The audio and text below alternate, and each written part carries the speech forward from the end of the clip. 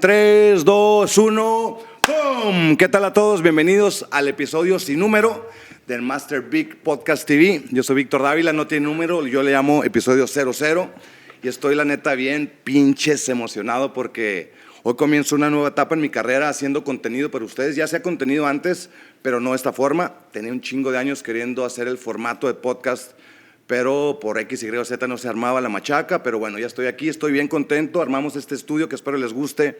Vamos a ver Combat Jiu-Jitsu, MMA, grappling. Vamos a hablar de todo en este podcast, pero también de tatuajes, de música, de cannabis, de todas las cosas que me gustan y de las que no entiendo también. Voy a estar invitando expertos para que me quiten las dudas y la ignorancia que uno tiene por ahí también. Y los que sigan este contenido, este programa, los invito a que estén pues conectados a través de Instagram en Master Vic PodcasTV, en donde pueden mandar sugerencias de qué tema les gustaría tratar. Por ejemplo, esto no quiero que sea un podcast tradicional, quiero que sea un podcast combinado, ¡pum!, con televisión.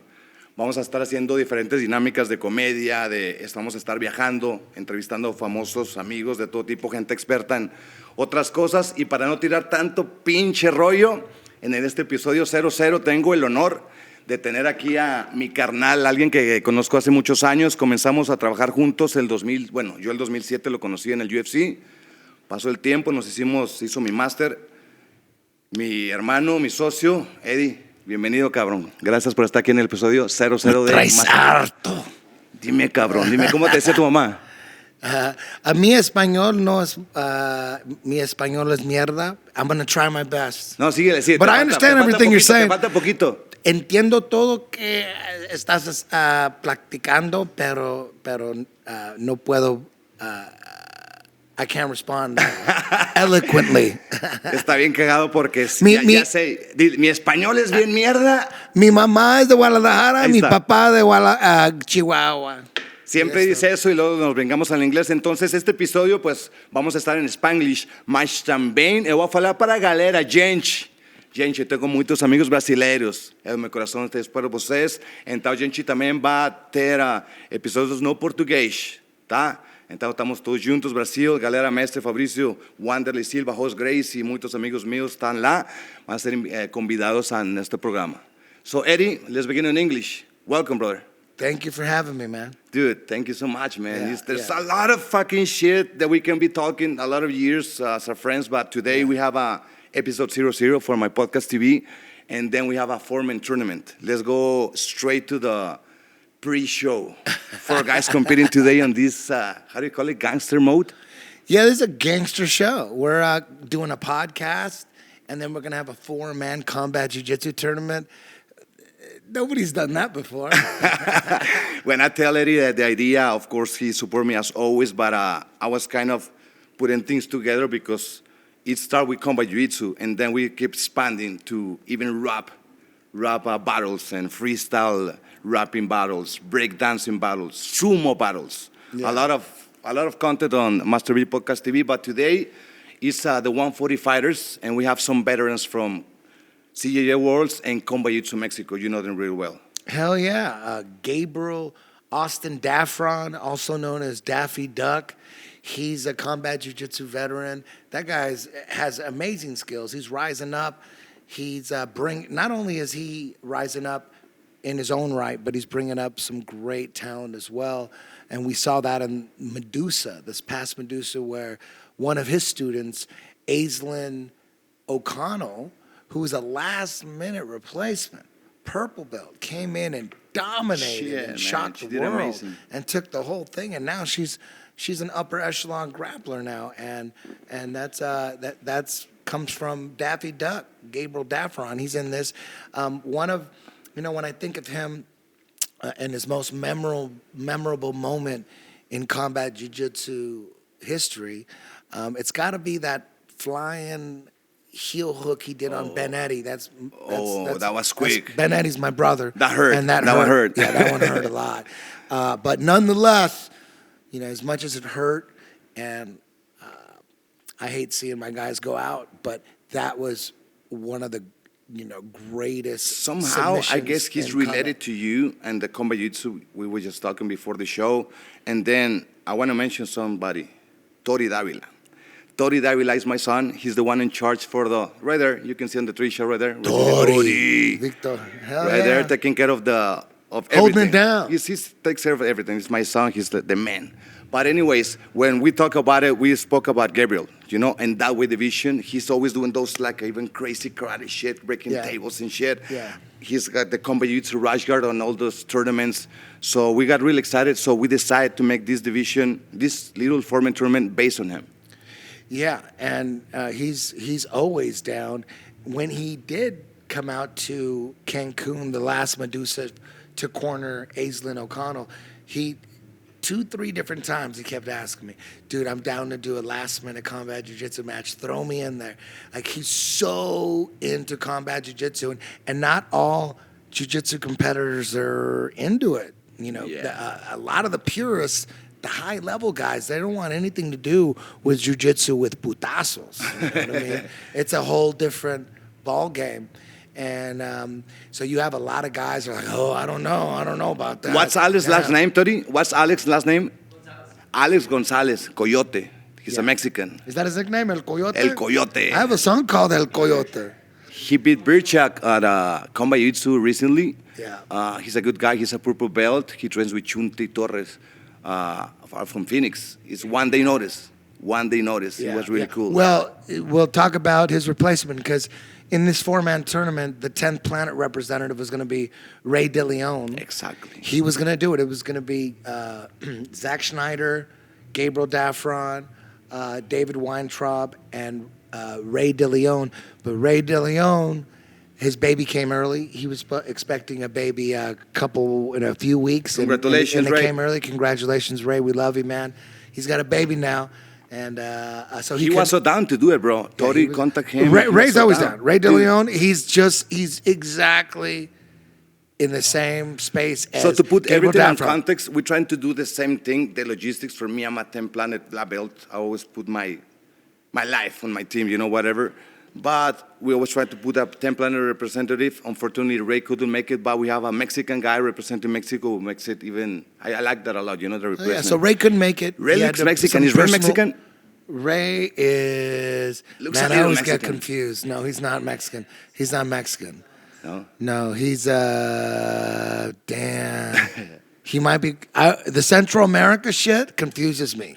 Like it's either like probably Guatemalan. I was going to say Guatemala. I'm gonna say Guatemalan, but it could be fucking Costa Rican. It could be Honduran. He's not El Salvadorian. Bolivia. Bolivian. 100%. It's either between Honduras and Guatemala. One of those. But it's one of anyways, those. But he's today- Mexican. It's all Mexican. So the way we're gonna do this process is we're gonna do this pre-show right now, and then we're gonna watch the fights. We're gonna play some jams right there because if you don't know Eddie Bravo as well as most of people know, he's a musician. Oh, I don't know if we're gonna play live. I'm gonna play for you. Okay, you play for me.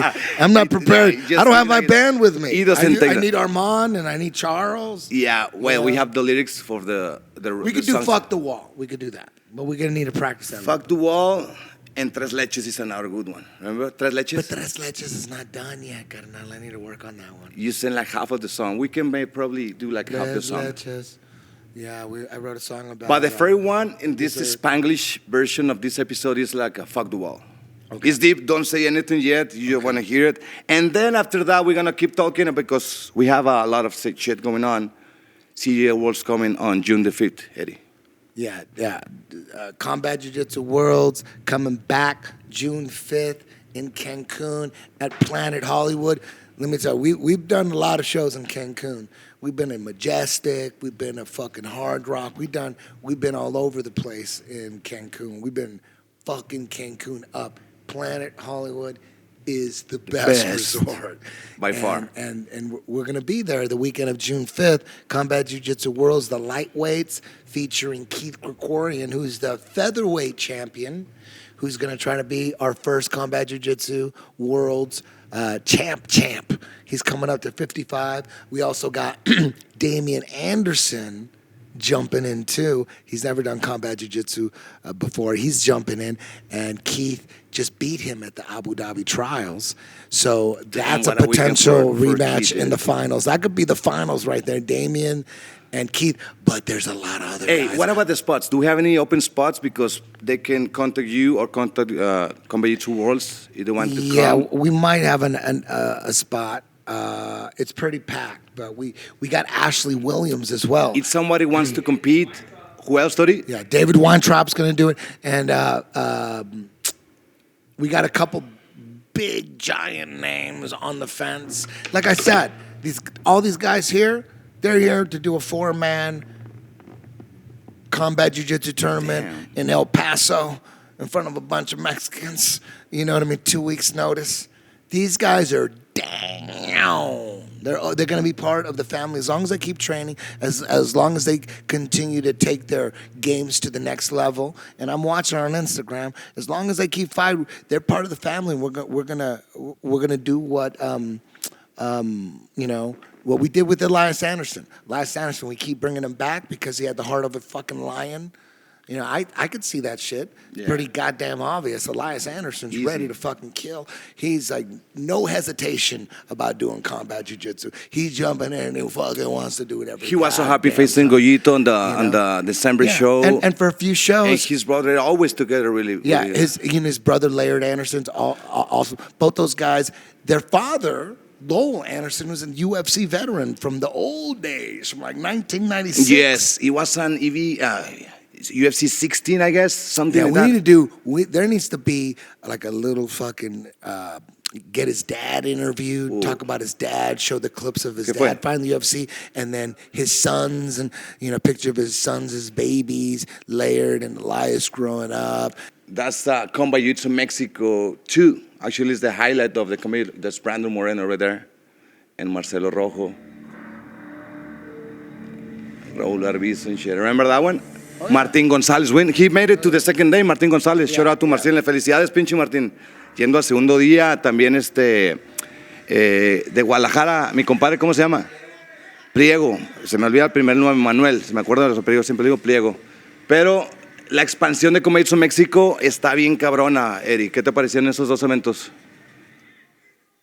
El de Cancún, show, primero man. Diego López, ¿te acuerdas? Primero ganó Diego López, el de Cancún, y luego ganó Martín González, y Diego López va a estar en el de Cancún también, como campeón de Combat Jiu-Jitsu México. Absolutely. We're bringing up, as well as bringing up Americans like Gabriel Daffron and Zack Schneider and David Weintraub, we're bringing up some Mexicans too. Oh, yeah, absolutely. Martin Gonzalez is a rising star. And then we're doing a qualifiers. Now it's part of the format. If you don't know this, we're doing the format is Argentinian qualifier, Mexico qualifier, and U.S. Open qualifier. Yeah. And then there's other guys we're bringing up from Mexico, too, that are coming up strong. George Tax is one, but the guy that went against Chase Hanna in the special match in EBI. Adrian Madrid from Argentina. Thank you, Tori. Tori knows every single fucking name in the industry. I love that. Is he going to do, is he down for 55, Combat Jiu-Jitsu Worlds? Dude, is he down for 5? That Rolling Kimura You know what? guy. He don't need to qualify. I'll put him right in. Dude, that Rolling Kimura, that's amazing. We're still doing a Mexico qualifier, right? Yeah, but I mean... I'll put him right in. Can you do that right now? Yeah, no, he's in. Hey, cabrón, buenas noticias, Argentina. That guy, va a haber, ahora, those Rolling there will be an Kimuras. Argentinian qualifier. Yeah. This guy's Argentinian too, but he lives in Mexico, entonces no hay pedo, cabrón. Puedes estar ahí. Pablo? Madrid. Vive en México, pero es argentino. Adrián. Oh, okay, that guy. He's in. Yeah, he's in. I'll put that guy. He don't need to qualify. Perfect. I seen enough. So we'll get another qualifier. The Mexican qualifier going to be somebody else. Yeah, that's probably está Madrid, toda la gente de Fisher. Gracias por el apoyo con Combat Jiu-Jitsu México. Shout out a toda la gente de Cancún, que Andrea, todos los que han participado. Gracie Baja, Thomas Fisher. All that, yes. Jonathan Hernández, obviamente, es nuestro carnal allá, representante de Templanet, pero todas las escuelas, Orlando Ye, todos los participantes que han salido mucho talento. Este cabrón se quedó pica. Al principio yo tenía poquito duda de ver qué iba a pasar en Combat Jiu-Jitsu, pero el nivel de los mexicanos fue impresionante porque tienen buen jiu-jitsu, pero los putazos, carnal, makes the difference, you know? That's Mexican. The putazos are Mexican. Yeah, that totally makes the difference. And then actually, myself, for me, I like more CJJ than EBI. For me. I like CJJ more than MMA. For me. you know? And then that day in Medusa, you can tell the difference. That's why we created Medusa, because we respect a lot the pure grapplers. That's good. I used to be one of those ones. But now on this side, for me, I'm just waiting for Combat Jiu-Jitsu, man. Right now, in like 30 minutes, when 10 minutes, we're going to have the competitors here, and then 30 minutes at tournament, bro. Yeah. Yo tengo una teoría, fíjense bien, como va a pasar el podcast, va a ir hablando más español. Al principio, que mi mamá es de Guadalajara, mi papá de Chihuahua, y se trabó. Va a pasar. ¡Cállate, puto! Mira, y el cerebro, y ahí empezó. Su cerebro empieza a cambiar a español y está bien verga porque hay una transición de inglés a español y eso va a pasar. Entonces ahora le damos la bienvenida a los competidores, los entrevistamos, calientan y putazos con Jiu-Jitsu. Tori, por favor, puedes hablarle a los competidores del día de hoy. Estuvo bien chingón porque they respond right away, dude. Boom. Tori sent the message immediately. They're so down to do CJJ. They love CJJ. And they're part of the process, you know. They were even on Jiu-Jitsu overtime. Gabriel was on Jiu-Jitsu overtime, right? Yeah, he was on overtime. Yeah. So, welcome, guys. Bienvenidos. Bienvenidos a Master Vic Podcast TV. Voy a hablar poquito español, cabrones. Así es que se van a sacar poquito de pedo. Ya se me está viendo, Spanish ya me está viendo el Zack así como que... Nothing? Zack, no. Damn. Les voy a decir su nombre primero en español. I'm going to speak a little Spanish Spanish first because this is supposed to be like Spanish, but I have a lot of friends on English, Portuguese, and Spanish. Entonces voy a empezar con los nombres. Gabriel, Zack, Alex y mi amigo David's last name. What's your last name? Daffron. You this one? Schneider. Schneider. Weintraub. Dije así porque se me olvidan a veces los apellidos. ¿Estamos bien? Are we good? Yeah. Okay, guys, thank you. Thanks for coming. You speak fluent English. Es mexicano. ¿Por qué hablas español, cabrón? ¿Por qué hablo español? Sí, ¿de qué lugar de México? ¿De qué? ¿La Ciudad de México? ¿Y cuánto ibas en Estados Unidos? Ahorita ya voy para 3 años. ¿3 años en dónde? En Phoenix, Arizona y California. ¿Entrenando con quién en Phoenix? En Phoenix en el MMA Lab. Gracias, Eddie. Oh, gracias.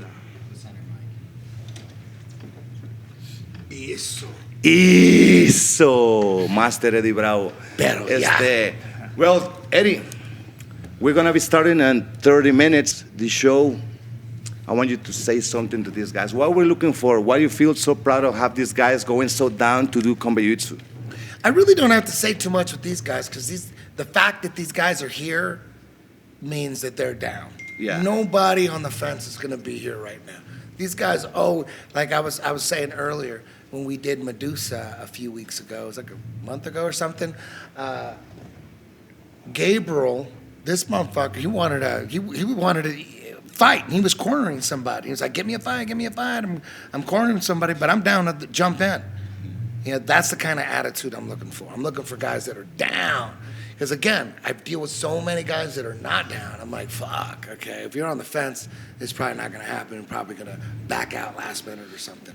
But the guys that are down 1,000,000%, those are the guys I'm looking for. And as long as you guys keep training, like I always say, keep training, keep taking it to the next level, compete in any tournament you can. Let me see that you're out there trying to be the best you can be, and you'll always be part of the show.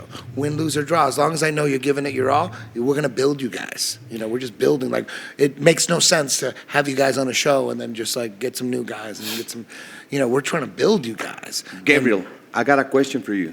I was talking to Eddie.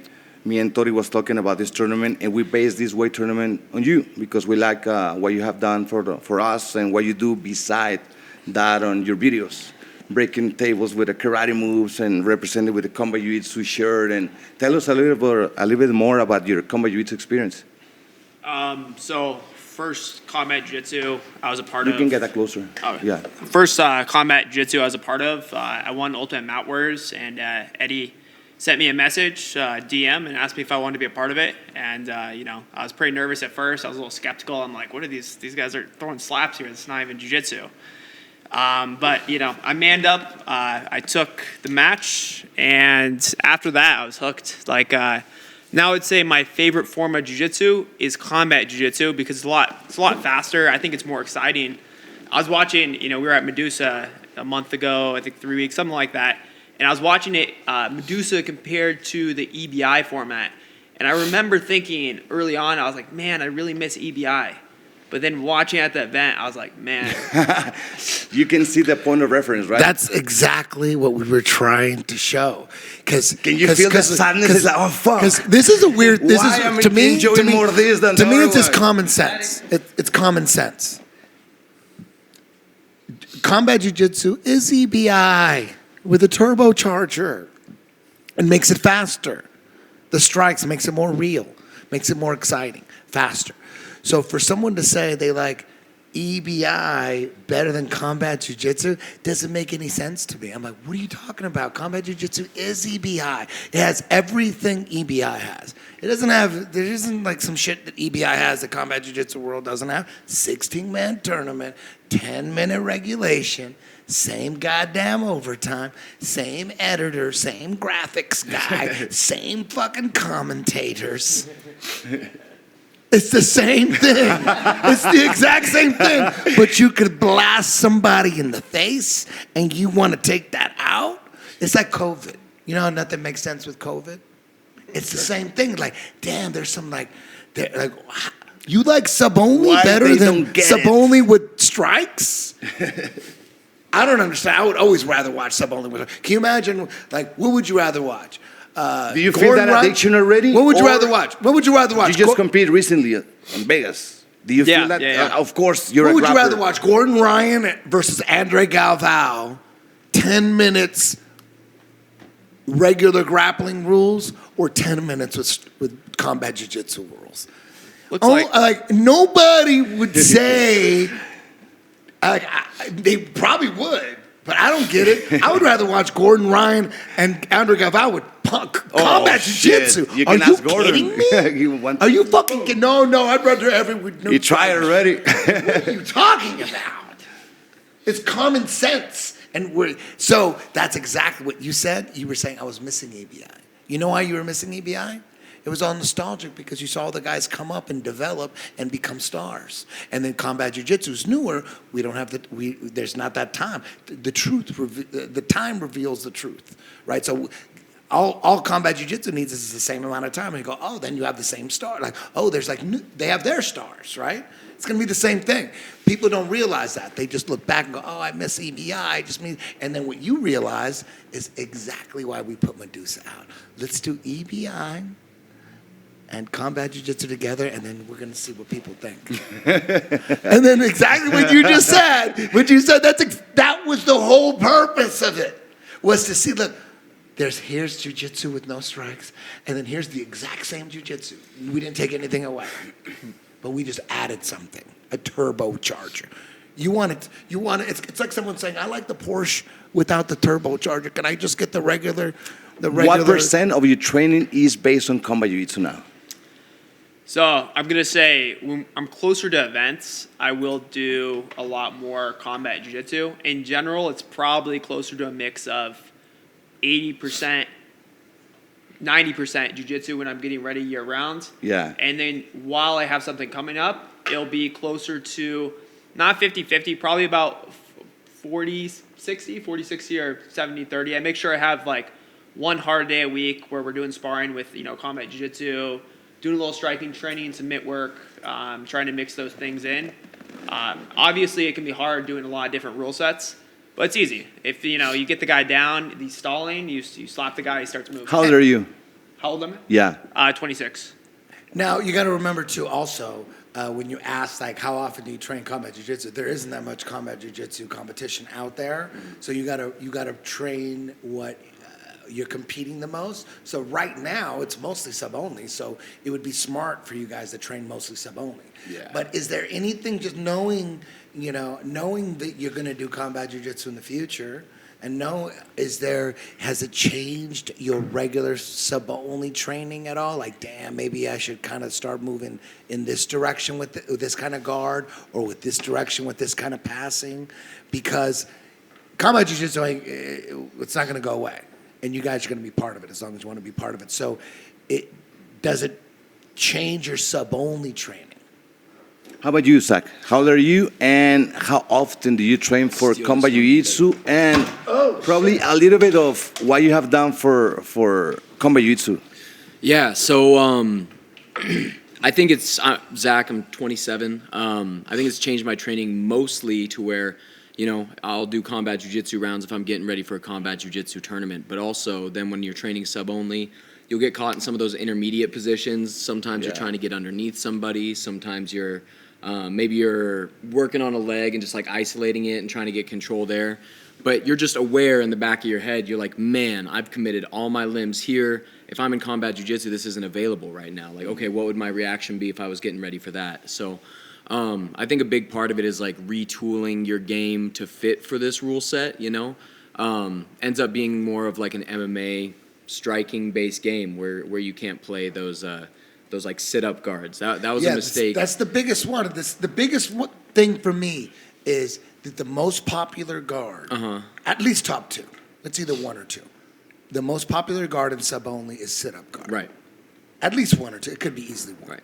And then the other one, just like an open Z guard, you know, with your shield up, maybe invert a little bit. And both of those get killed. Both of them are no good. Both of them. And especially sit-up guard. That's stay away from that. And so my first combat I got, and I didn't have like a lot of credits. My coach, Pablo Alfonso, had done a few combat jiu-jitsus, and he had a neck injury he had to pull out, and I was helping him train for it, and he, you know, was like, hey, get my guy in. I shot you some messages. I'm like, I'm ready. I'm training hard, like all that good stuff. And I just get a message back. I'm subbing PE for like 6th grade. And I get a message back from Eddie Bravo going, you're in combat jiu-jitsu. And I'm like, these kids don't know, dude. You know? You're walking around the fucking gym. Yeah, I was pumped. I was smacking them in pickleball, man. It was good. No, so I get that, and then I start working really hard. I kind of stopped subbing so I could focus on training for a bit there. Go to Cancun with Pablo, who's done a few of them, and then goes back to what we were talking about. My first match was against Daffron, and I came out and I played a little sit-up guard, and Daffron will feed him to you up the middle, man. He hit me like bottom of the palm, right in the bridge of the nose, knocked my head back. I'm bleeding the first minute of the match. Oh, you were bleeding. I gotta go back and watch that. I tried to go on an ankle lock, and I'm bellying down. You can see me like, but I've been finishing a bunch of people. Did you guys become friends after that one, or you know before? We knew each other a little bit before. The scene, that's that. Yeah, Pacific and I had like I had come over. I did one of his tournaments that he puts on, and I won that one. And then he's like, you should come to my gym and show some full guard stuff. And then I was like, okay, cool. And I went and I showed him like all my best tricks. And then a couple weeks later, they're like, all right, cool, you guys have a match. Does that create any conflict or interest in your brain to fight him because you're friends, or you're like I don't know, smart enough to understand that this is like a sport? Yeah. Martial art. I really just think of it like a sport. Do you guys ever text each other? Yeah. Oh, shit, you guys we'll like message back. We've been going out. We got lunch today and dinner yesterday. And we've been kicking. You guys are gonna fight. Yeah. Well, we already did it once, and then after that match, awesome, which man. was a That's knockdown, beautiful. drag out match, I was. And dude, it's That not was regular exhausted jiu-jitsu. It's like and- jiu-jitsu with strikes, so it's even bleeding. cooler. Yeah. It's even cooler that you guys can be cool with it. Yeah. Oh, fuck yeah. I love that. And what about you, Alex? Tell us. Let's hear how good your English is first, because my Okay, English now you're sucks. Mexican. But you You're say Mexican. fucking Master Big's English Explain sucks, but explain your I try my Mexican best. first, like your mom, like you were born here, or your mom, or did you cross the border? What English or Spanish? Spanish. A ver, español, que vamos a Yo escuchar. soy de Ciudad de México. Eso, cabrón. Nací allá y, o sea, para mí es un Guadalajara? sueño. No, Ciudad de México. Okay. Para mí es un sueño estar aquí enseñando lo que puedo hacer para ustedes. O sea, yo de morrillo en Ciudad de México escuchaba a Master Vic narrando el UFC y veía las estrellas de Levi cuando apenas empezaba. Órale. Y para mí era un sueño algún día poder estar aquí demostrando lo que puedo hacer para ustedes. Hace 3 años pude cruzar la frontera para entrenar de este lado. Y por cuestiones de la carrera me enfoqué más en el MMA. ¿Pero la carrera cruzando o la carrera del No, grappling? crucé legal, todo derecho. Y desde ahí... You didn't climb the wall? No.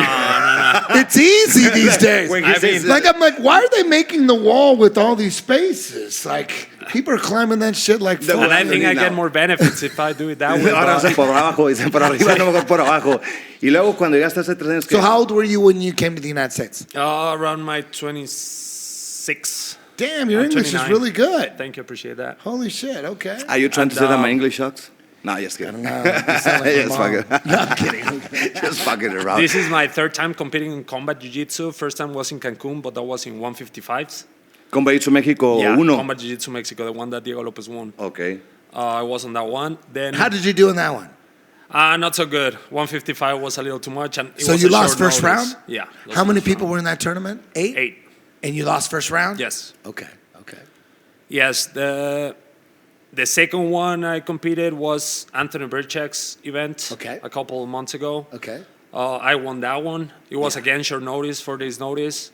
And I took it because I just want to perform on this kind of platform. And it's a big time for me being able to be here, honestly. Do you used to speak English as well before coming to United States, or you learned it here? Most of it I learned because of video games and all the jiu-jitsu But before material coming and all to that. United Yeah. States? Okay. All okay. jiu-jitsu, video games, all that material that I get. How it's old are in you? English, so I need it. 29. Okay, 29. How about you, David? How old are you? Tell us a bit about you. 29 also. Same thing, 29. So Born change and your raised bracket. Just kidding.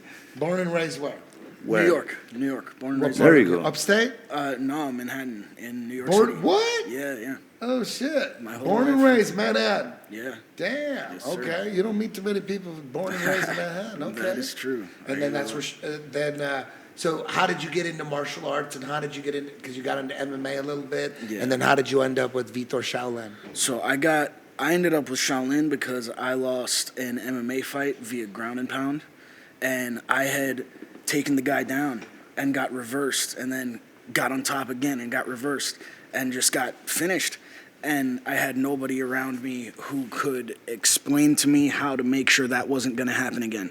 Nobody was like giving me real clear instructions on like what my technical mistakes were, and so I started doing some research and found out that Shaolin was really close to where I was already like spending. And there was a a lot of time in training. Marcelo was there, and Henzo. You didn't. You just found Shaolin first. You didn't know about them. You know what? A combination of factors. Why did you choose Shaolin? That's a One tough factor- market, dude. so- Manhattan is a tough fucking market. So You I was got teaching Marcelo martial right arts. Was there. it closer, or was a different? Actually, Marcelo's was the closest. Out of the three, Marcelo's, Henzo's, and Shaolin's, they were all less than a mile away, like less than 20 minutes walk from where I was. I was Yeah. working, teaching in a martial arts school. Okay. And one of my students was already a student of Shaolin's, and that was What actually kind of how I found martial out. arts school were you teaching at? It was a Krav Maga school. So you were teaching Krav Maga. Yes, but I was also trained. I had What like a rank are you in small Krav Maga? Second degree black belt. Oh shit. Okay. Yeah, I trained a long time in Krav Maga. I trained for a long time in Tai Chi. Like I have a pretty deep What about in martial arts Jits? background. What's your rank in Jits? In Jiu-Jitsu? Yeah. Brown belt. Under Brown Shaolin. belt, you're purple, right? And you guys just recently just have the black belt, right? Both of us just got our black belt. Yeah. Check it Brand new out. black belt. Is this your just- first competition as a black belt? Yeah. Fuck yeah. Oh shit. Nice. Fuck yeah, dude. Beautiful. So a student of mine was already a student of his, and that was how I originally, like, he told me, hey, you should check this out, like, this guy. And honestly, at the time, I wasn't too familiar, like, I knew a lot of MMA history, but I wasn't too familiar with who Shaolin was. And I started looking into it, and I found out he was from Novo União, and I was and am a huge fan of Jose Aldo. Okay. And so I kind of knew there the you go. connection there, and I was like, all right, I'm going to go check out this school. And Jose Aldo was the yeah, connection. yeah, he was he was really the reason that I originally went to check it out. Yeah, Where they can find you on Instagram? David Weintraub MMA, my name MMA. Okay. How about you, Alex? ¿Cómo te Coyote encuentran? _power. Otra vez, cerquita ahí. Coyote _power. En Instagram. Yes. Zack. Zach. I'm at Super Cougar Zach. Super Cougar Zach. Yes, sir. How about you, Gabriel? I'm at duck _jitsu. Okay, guys. I would say I tell my guys, they come up with great names just like you guys for their Instagram handle. But I would say, and this is what I tell my own guys. I go, if you guys want to build your career like based on seminars and school growth and affiliates and that kind of stuff, you probably should put your name in your Instagram handle. Like, you know what I mean? Gabriel Daffron Duck or something if you want to still keep the duck. That's what I tell my guys. Like Alan Sanchez, for instance, he's been on a tear lately, been doing great. He used to be like, you know, I don't even know, something like Strangle Senor or something. And I'm like, it might be a good idea to use your name, unless you want to stay anonymous and you want to be like indie and like I don't want to know who I don't want anybody to know who I am. I got warrants, dog. You know what I mean? I get it. I get that. But if you want to make money in jiu-jitsu and maybe have a school one day, teach seminars, raise a family, have some cash, have people on auto pay. You might want to use your real name so people know who the fuck you are. Yeah. I'm just saying. Okay, That's guys. what I tell all my guys. Check this out, Eddie. Changing it to This is gonna be the. Oh, definition shit. as this. I'm good right there, Plaster. I'm so fucking excited about this. This is guys. the one. This is We the have name our of the own game. little mini combat Combat jiu-jitsu. Jiu-Jitsu is the name of the game. Mini one. Check it out. Este va a ser para el ganador. Combat Jiu-Jitsu es el nombre del juego. Es el eslabón perdido entre el MMA y Jiu-Jitsu. Combat Jiu-Jitsu is the lost link between MMA and grappling. Is Combat Jiu-Jitsu, guys. So from now we're gonna have 15 to 20 minutes for you guys to stretch right here at the competition area. We wish you the best. I appreciate tremendously your support and have fun, guys. Give us good fights. You want to go viral? Do some fucking good Do a shit. twister I don't want or to a rubber pressure guard. you, but You of want to go course, viral. You put an I'm arm and looking for viral guillotine. shit. It's not going viral, dog. Oh, this is important. It's like a sparring session. Most of MMA fighters, even you guys, do hard sparring sessions without fucking paramedics. We have paramedics. We have a medical here. Everything's set for you guys to have like a safety competition on this private podcast TV. We're creating content inside the content. That's the initiative right here. So have fun, guys. See you guys in 15 minutes. Hell yeah! It's gonna be fun. Yeah. Don't hit hard. If you guys are friends, Your name. Your name. can you see him there right here? There you go. Can you see There it? you go. So then they go, oh, No, that's the maybe no, that's fine. If you don't see it, that's fine. Hey, carnal, vamos a ver los tiros allá, cabrón. Fuck Let's yeah. watch some fucking fights, dude. Private Combat Jiu-Jitsu, carnal. ¿Dónde I quieres? feel like Pablo Escobar. Where do you feel? Here or there? You know, we used to have Pablo Escobar used to fly the best soccer players from all over the world to his ranch, and they would fucking have soccer games, and he'd bet with other cartel bosses. Did you guys know that? This is the same shit. We're gonna do the same shit. Aquí, izquierda o derecha. ¿Dónde quedas? Ya agarró el lugar el cabrón. Okay, let's keep watching. And now you're gonna rev the first one, and I'll rev the second one, and you rev the Oh, final. there's refs? Yeah, from here. Okay, I'll ref from This here. is this VIP ref. No, we right can't ref from here. We got to be up in the action. here. No, you're here in the action. There's no way to go. They can go anywhere. They know what's out. I already tell them to keep it on the center. They can go anywhere. That's something we didn't discuss. I We didn't. might need a ref. We might No, need to I stand tell up. you. I didn't tell you. I forgot to tell you. No ref? We're commentators, and we're refereeing from here, and we're giving the get and rule instructions. Damn. And then when if they go to overtime, Dude, who's I gonna jump keep- in. who's the timekeeper? Tori. Tori, you're gonna keep time, Tori's Tori? Megan today. Okay. So if it's overtime, I jump in. Okay. That's it. But we're gonna be commentating too. Okay. More like how do you say companion, fight companion, but Okay. watching fucking Okay. Combat to live. Okay, let's do it. And then so 10 minutos, 10 minutes from now, guys. Is that good? I think they're ready now. Are you Everybody- fucking? who's the If you first tell me that, I'm gonna get fucking nervous inside. Are you ready now to start? I'm ready to start Can you give me 5 yesterday. minutes or no? Breathe, guys, breathe. Can you give me 5 minutes? Or no, you want to go right away? 3 minutes? 3. Even 3. I just want to be. 2, 3, 4, testing, testing. Oh shit! 1, 2, 3, 4, testing, testing. 1, 2, 3, 4. Who was the first match in UFC won? Who? It must have been Hoyce. The first what? The first match of UFC history. No, it wasn't. Five guy No, it tight. wasn't. Are you sure? Five Yeah. guy against a really tall guy. Imalen I Newton. remember that one. That the German guy or the guy from the Holland. Netherlands. Holland, yeah. Holland. That was the first match. Yeah. And That's he kicked all his teeth out. In the first UFC fight, they kicked all his teeth out. I would drink afterward. Get this too. I saw Joe Rogan smoking and shit. Joe fucking smokes on his podcast. Joe Rogan. That's what I'm saying. I mean, for me, I'm like a not naive. How can I say? Virgin, maybe. I'm a virgin. Yeah. On this way, so I feel a little shy. So I gotta get out of the. Go. How would you say it in Spanish? You gotta get out. You gotta. Yeah. Fuck it.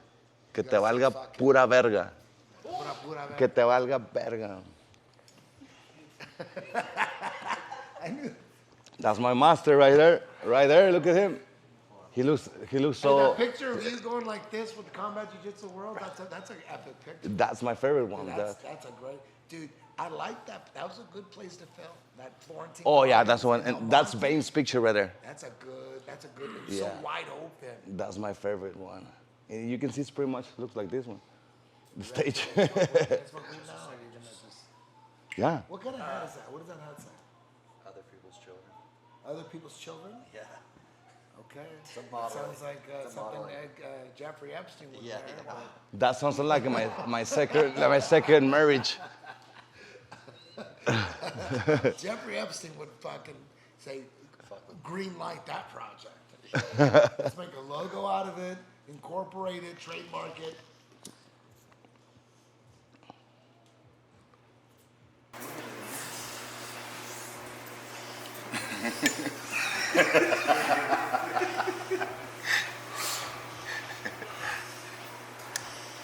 All right, great. That's a shot. Gone with the wind. Oh, that's a good back. Suele ser ahorita. That's a good back. Can I get my shades, please?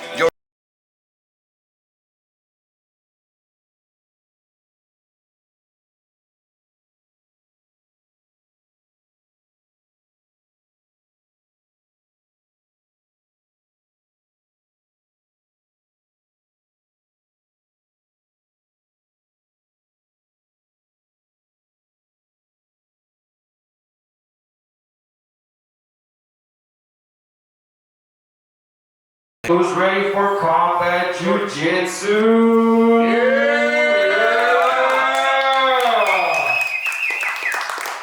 Our first man to the mat, representing Kindred Jiu-Jitsu, fighting out of Seattle, Washington. Dope Jitsu man himself, Gabriel Austin Daffron.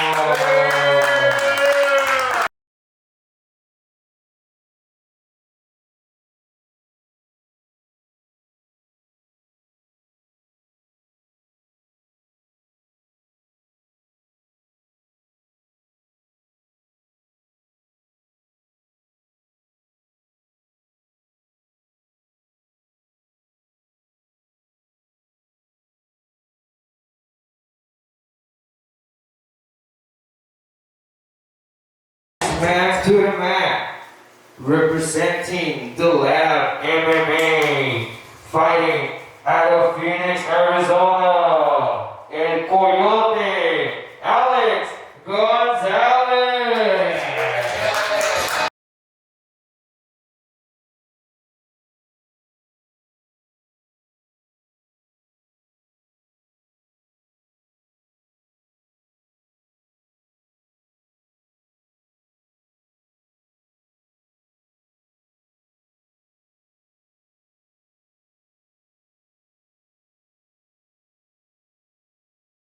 Let's do this. All right, my friends. Let's do this. Our first match over 4-man Combat Jiu-Jitsu 145-pound tournament. Gabriel Daffron facing off against Alex Gonzalez. All right, we're about to begin the match. Gabriel ready? Alex ready? Let's get it on, come on!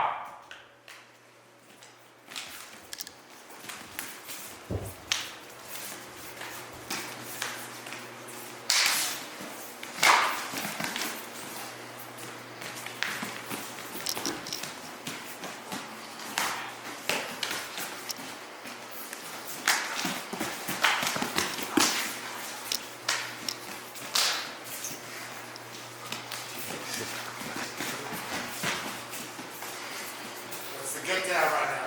40 seconds.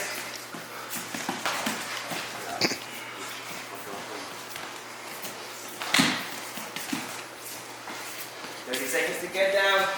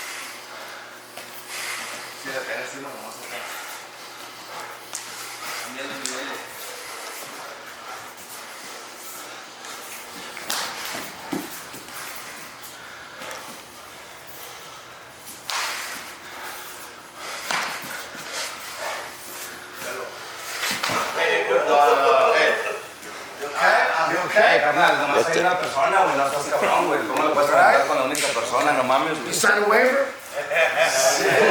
You got insurance? Then I got that fucking HMO.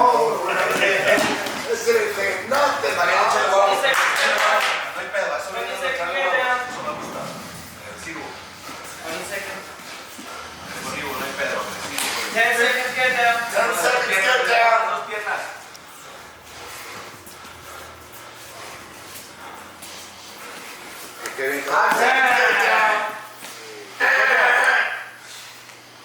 What do you want, top or bottom? Top. Top, get on your butt. Que quede bien claro que la agresividad es bienvenida aquí, sí es bienvenida. Doesn't want to, but getting his double underhooks. Oh, no, the elbow's not in. He has him tight. Ready, set, go.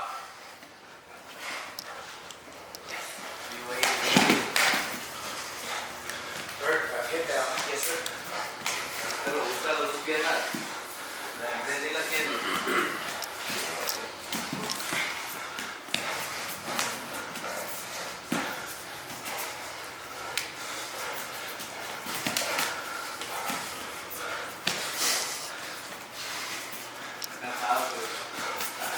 Seconds, get down. I just pressed. That's big top. Not bad. I was close. 15 seconds, get down. I just want to shut up. No puede ser eso, güey. No puede ser eso, güey. Both knees gotta be on the ground. Both knees gotta be on the ground to throw a strike. Lo mejor que puedes esperar es así, güey. 5 seconds. 5 seconds, get down. Oh! There we go, there we go. Keep going. Keep going.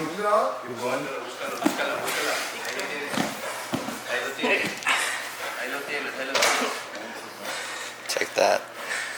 Let's move it. Vamos a darles al centro. Let's go. Go to the center and try to get close to that situation. Get in the same situation you had. Same thing. Are you guys ready? I'm not pressing. Ready? This is close enough. Set, go.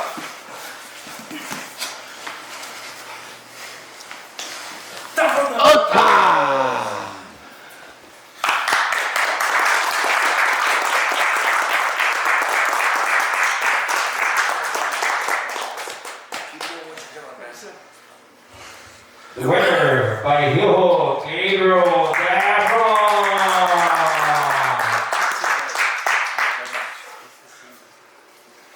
Yo, there was I could definitely see me being part of some kind of controversy. You know, we try to reset that leg lock and all that. People could jump on that.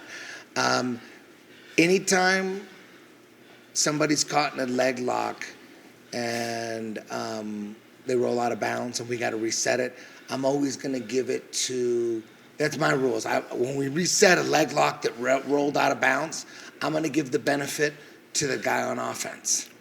Because the guy on defense can't be like, oh, there can't be a benefit to rolling out of bounds to escape leg locks. So when we reset it, I'm gonna try to do the best I can to put it where it was. Sometimes it's hard to tell, like, damn, was that backside 50-50? I don't know.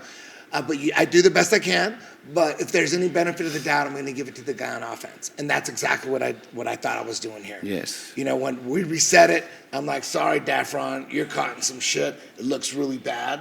That's what was going on through my mind. But it turns out you defended it, reversed it, and turned it on him, which was, it was pretty badass, man. What are your thoughts, bro? I actually have a BJJ fanatic coming out. Don't be a sitting duck. A guide to counter heel hooks, counterattacks from the leg entanglement. So check it out. It should be available this May. You know, on BJJ Fanatics? On BJJ Fanatics. So nice. It's in the works. It's coming out. A lot of my training partners. Give us your Instagram for this clip.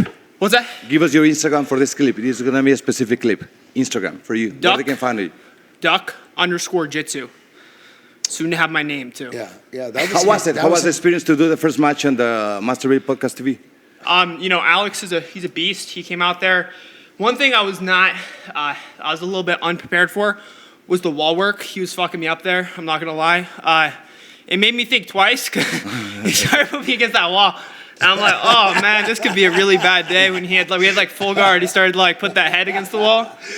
You know, he got me with a good one too. There was one time when I was against the wall, I think I threw a strike, and then one time we're kind of in the mix. He goes knee and cracks me good. So it was a fun experience. That was an old rule that probably he wasn't aware. I know he wasn't bad intention, but you know the rule that put a knee and can slap. That you remove, that have to put the butt on the ground now? Yeah, no, shit happens. That like, was the first I was on the wall and I was like because technically, I'm gonna talk to him. He's here. Alex is here because I like aggressive guys. You know, y era el único mexicano. O sea, yo estaba obviamente le iba al Mexa, güey, porque pues, obviamente nos unimos. Me gustó un chingo la agresividad, pero estuvo bien cagado porque había dos personas y nada más a esa fuma aventó y le dije a Beche que estaba en su esquina. Que quede bien claro, güey, que eso no está bien, pero me gustó un chingo la agresividad. Coyote, te entrevistamos, carnal. What else, carnal? How do you feel? I wanted you to rest, but I give you the first thoughts about winning you're in the finals now. Yeah, just going in there, trying to have the Aislinn J. O'Connell composure, championship composer. You know, going into this event, she just won Medusa, and she, she showed perseverance in the finals. You know, she's a beast. And that was kind of one of the things that was in my head. I was like, man, if Aislinn can sit in there, take a little bit of beating, you know, give a little beating back and be a champion, I'm like, man, I could do that too. So definitely that's still in my mind, motivating me. That's badass. Hey, tell me, Eddie, what are your thoughts, Eddie? What are your funny feeling? What's the feeling? Hey, I just feel like, seriously, I'm like, damn, I can't believe Victor's doing this shit. Do you guys realize what the fuck we're in? We're just chilling, hanging out. He's trying to put together like, what's the coolest podcast ever? You know, I could show up to a podcast. You, I could show up to a podcast. Motherfucker might give me a bottle of whiskey. That's cool. I'll show up to a podcast. I get like one of those big bags they got the cannabis fucking roll on for your bag. It's that icy hot with the weed in it. You know what I mean? I get bags of this and that. I come on this podcast and my present is a 4-man Combat Jiu-Jitsu tournament. I can do this Fuck for my that whiskey. Right Fuck that whiskey. Yeah. I don't need that whiskey. I can go to the liquor store myself, dog. I can't go to the liquor store and get a 4-man Combat Jiu-Jitsu tournament from beasts, like legit beasts. You guys aren't like fucking Tijuana cab drivers. You guys are on the top. You guys are right there at the top. And this is just as fun as you can get. This is the funnest shit. You have Jiu-Jitsu half of this so far. Half of this is yours. This other half is waiting for you or somebody else in the other bracket. Get some rest and let me get Alex, please. Thank you so much for badass shit. Échale mi coyote. El coyote. Le quiero preguntar primero, ¿por qué le dicen coyote, cabrón? Why they tell you el coyote? You show a lot of aggressive. I like what I saw from you. Tell us your spot, pero primero en español, carnal. Coyote me dicen por un personaje del desfile de Día de los Muertos en Ciudad de México, en Tepozotlán. Una vez tuve un encuentro en un desfile con un guerrero coyote y me apasionó, me gustó la idea. ¿Pero qué tipo de encuentro andaba? ¿Por qué un encuentro? Nomás de que lo vi, yo andaba en la búsqueda de un apodo, porque en México, tú sabes, ok. si no escoges algo bueno, vas a acabar siendo el tuercas, el cacas, el Algo que te cague, te iban a poner a huevo. Entonces Dijiste, mejor un dije algo coyote que está bien verga, me pongo coyote. Y algo que inspire una idea de respeto. Can you say all that shit in English? I'll ask him about his nickname, Wild No, Coyote. I know. Oh. That's I want to know too, Okay. because in America, yo soy mexicano, pero nací aquí en Los Ángeles. Yes, sir. Y mi español es mierda. El coyote to Americans is either the dog, the coyote dog, goes, boom, little baby, gets baby rabbits. Or coyote is someone who smuggles children. Yeah. From the border. I prefer the dog. You know what I mean? So but for you, it's not about smuggling children. No, I ain't about that. Okay, it's not that coyote. He crossed Okay, I wrote a song about it.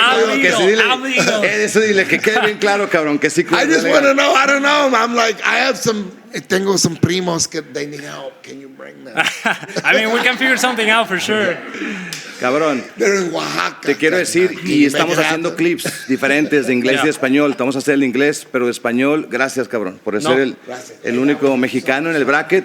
Saltaste con un día, raza, con un día de aviso. Este cabrón no solamente aceptó el tiro, bajó hasta 145, cumplió con el compromiso. Le dimos una libre tolerancia, porque tiene una libre tolerancia. A mí no me gusta ser, ya sabes, injusto, y te lo dije a ti, te lo digo delante de Beche.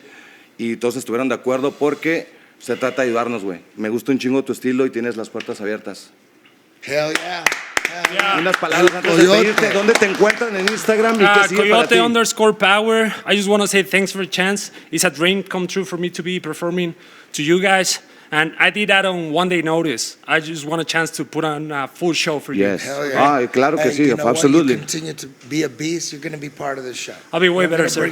We're going to bring you in. Only getting better. For sure. Thank you. Carnal. That's how we do it here. You beast out, we bring you back. Chido, carnal. Beche, gracias, cabrón. Allá los que lo conocen, Beche Cantú de Monterrey, atrás de cámara. Aquí anda este cabrón. Se fue a Phoenix. ¿Cuánto tienes en Phoenix? Ya tenemos cerca de 2 años. Yo le doy un chingo de respeto, puto, y te dije, la raza que sí se la juega y se le va un rato, güey, y se actualiza, güey. Ahorita este cabrón ya sabe más que un chingo de raza allá, güey, y luego regresas y pasas la seguridad. Felicidades, Beche Cantú. Vamos a echarse un pisito, ahorita le seguimos. Vamos a darle otro tiro. ¡Huevo!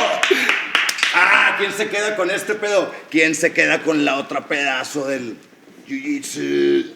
Vamos a ver. How much time you need? ¿Cómo? ¿Para agarrar una cervecita y darle un saludcito? ¡Oh, la vergo! Are you guys ready for our second match of Combat Jiu-Jitsu? Fuck ya, Tori! Coming in first to the mat, representing Vito Shaolin BJJ and Finishers MMA, representing Bethlehem, Pennsylvania, David Weintraub.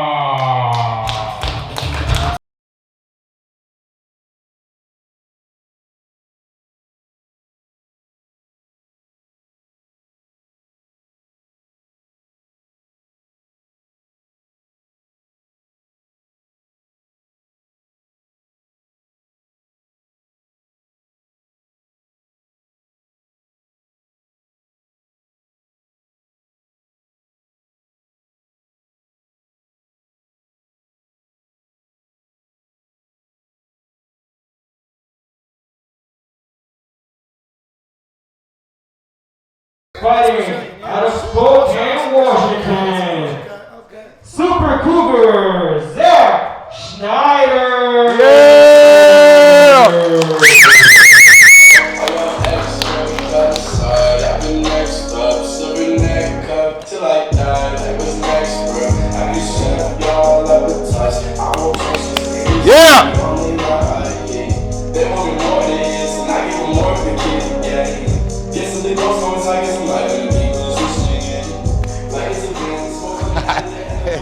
El Eddie ya se puso pedo y se fue. Se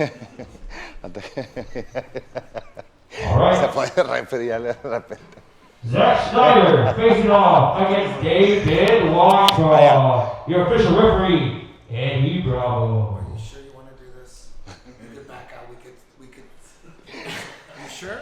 The Indian We're is here. coming tonight. We could not do this. I The could stop Indian is everything coming right tonight. Sure. Check it out. Mark my words. Okay. Indian Hey. Okay. is coming tonight. Commence. Vente carnal, vente carnal, vente carnal. Ay, ay, ay, ay, ay. Ah, ya se prendió, le digo. Hey.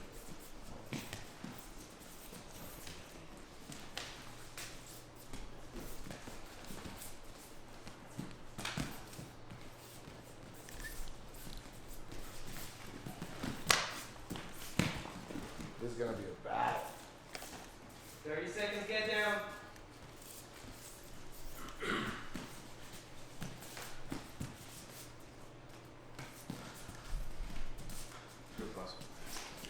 No, you want these house lights on? Ah, sí. You have 15 seconds. 10 seconds, Gracias, get Plaster. down.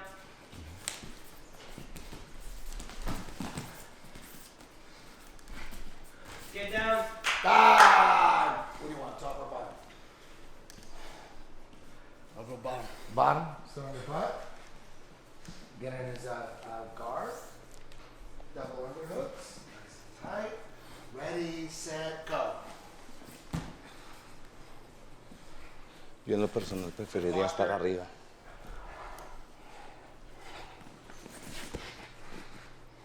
David prefiere abajo, pero tiene buena guardia, buen clinch. En combat, arriba. En jiu-jitsu solo, abajo. ¿Por qué puede pasar eso? Ahí vienen los vergazos ahora, vienen los putazos. Head position.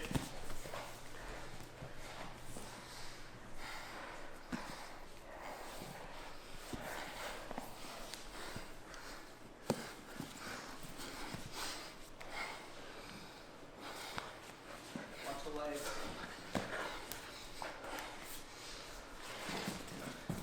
Get down, get down.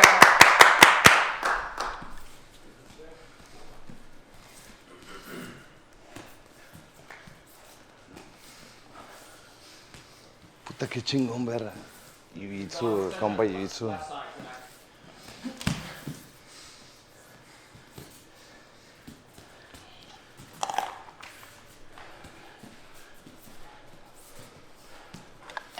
Push him off with his left arm. 30 seconds, get down. There you go. Nice. Putazos. Putazos. Nice.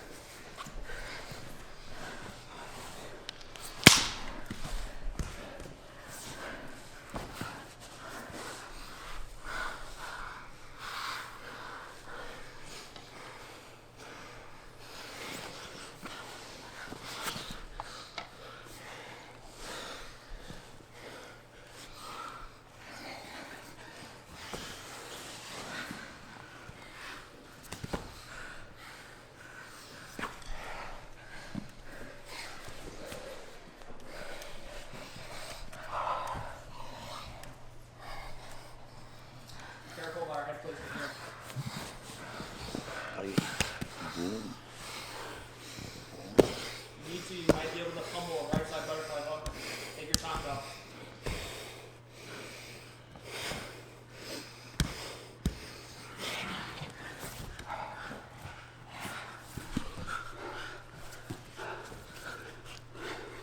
Oh shit. That's really good.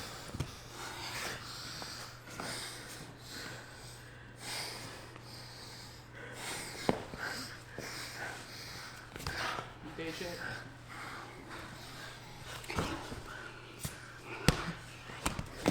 Coming up on the 4-minute marker. 6 more minutes.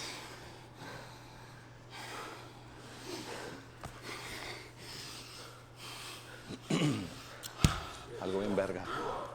Está peleando Schneider y el Gabriel está haciendo esquina. Y si gana Schneider van a pelear ellos dos. No mames. Está bien verga eso.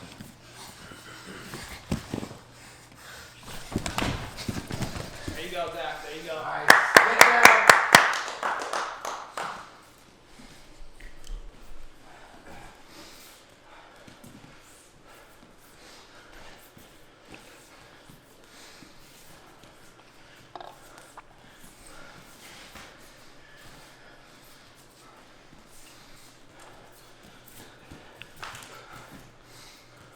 How much time we got? 5 minutes remaining. Halfway here, halfway. ¿Y del get down? 30 seconds, get down. Al cálculo, no mames. Left arm. Al cálculo. 30. 15 seconds, get down. Estoy mamando.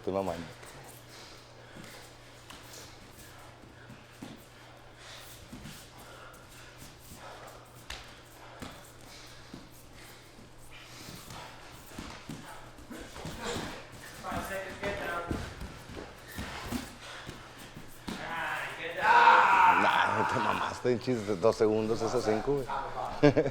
I'll take bottom. Sit your butt here. Boom. Set up guard. Sit in the butterflies. Let them have a good deep double underhook. Take the double underhooks. Head on one side, not in the middle. shit. On either side. Boom. Squeeze as hard Che as you libro, want. güey. Ready? Go. No, chucho.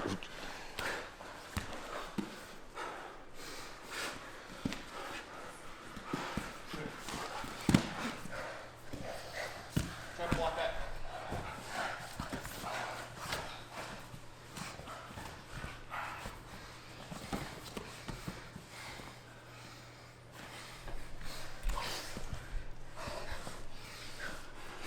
Nice, Blaster.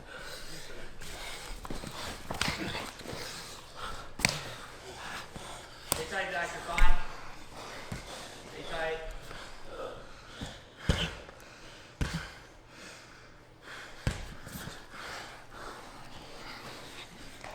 Yeah, that's good. You can do it. Perfecta lectura, Roma. Eres una pinche computadora, güey. That's my manager. Fucking beast. Beast. Roman is a beast.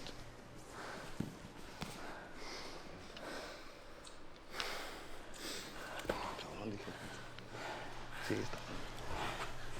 Esto güey, tiene que entender con quién te diste el tiro también, güey. Patient here. Así, güey. ¿Cuántos años tenías? ¿29? Así es como se llega, güey. Con el más verga, a ese ponme, güey. A ese. Y de repente dice, cabrón. Me gustó, güey. Esta es mi pasión, güey, el jiu-jitsu, pero el combat es otro pedo. Y si eres peleador de MMA, güey, esto es lo más verga que hay, güey. Es un sparring. Hoy hiciste un sparring para MMA, güey. Tú que eres profesional de MMA. Un sparring pagado y te va a dar exposición. Yo quiero ayudar a la gente, güey, que se la ha rifado como tú, güey, como yo, y ahora hasta como este güey que que ha caído gordo 2 veces. 2 veces. Lo he perdonado 2 veces, lo he hecho, güey. Pinche cara de gana.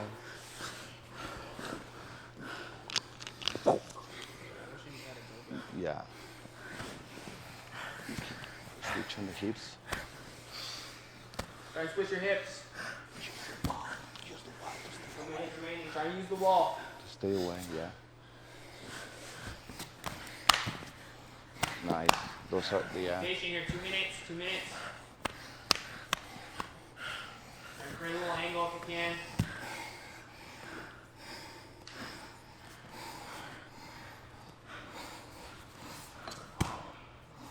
Deep breaths. He's happy going to overtime here. Thank you.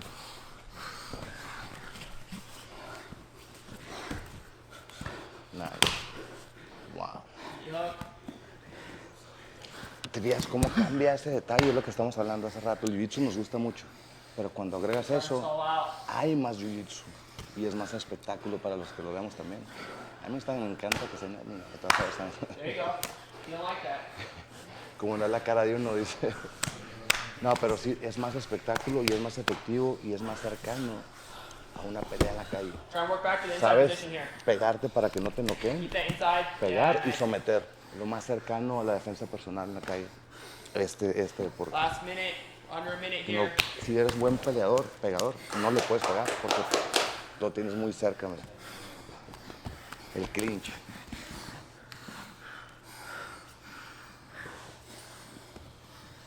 ¿Cuánto tiempo, DJ? 35 seconds. Y se acaba el match. Digo, lo van a overtime. Nice. Keep that inside space there, Zach. Control the posture. Se van a ir a overtime, cabrón. Se van a ir a overtime, parece. Overtime. 10 seconds. Son 3 rounds de 2 minutos máximo. Watch that. Con reglas EBI. Watch it. Just right there, Zach. Keep it tight. Empecé a narrar la pelea ahora en la cámara, pero se hace que está chido esto. Vamos a hacerlo así. Ya soy también ahora conductor de esta sección. No, pues si es mi canal de televisión, sí puedo, a la verga. Vámonos, Ricky. No se crean, chido. Gracias por acompañarnos. Están en Master Vic PodcasTV. Se fueron a overtime. El que gane esto, obviamente va a la final. Four-man tournament. Escogió la espalda. Vamos a ver qué pasa. Ready? Go!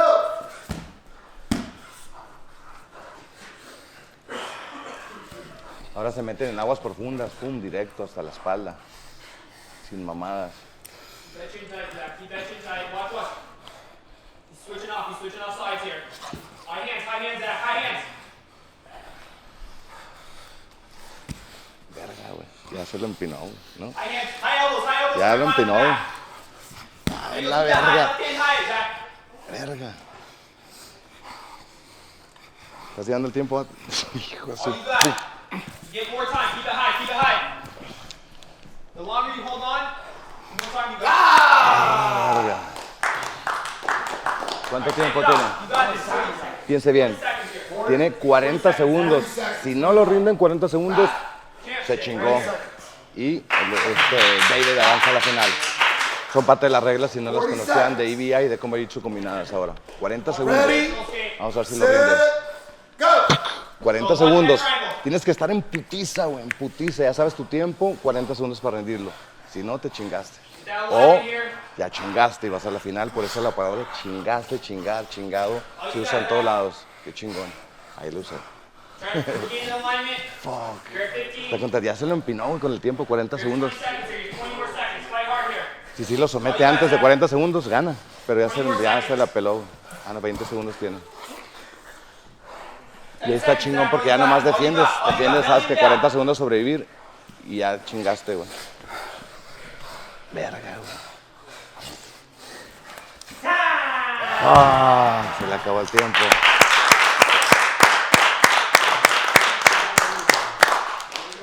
Ya tuvimos nuestra primera terminación y ahora en overtime. Se van dando las variantes de las reglas. And our winner via submission in overtime, David Weintraub. Good job, bro. David, you're fighting in 1 minute.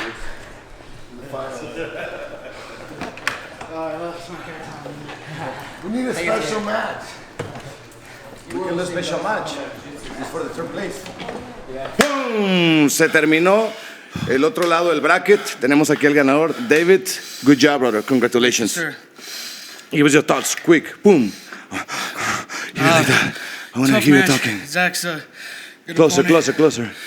He did a great job of controlling my posture in the guard. I thought I'd be able to get my posture back and do some damage, advance position better.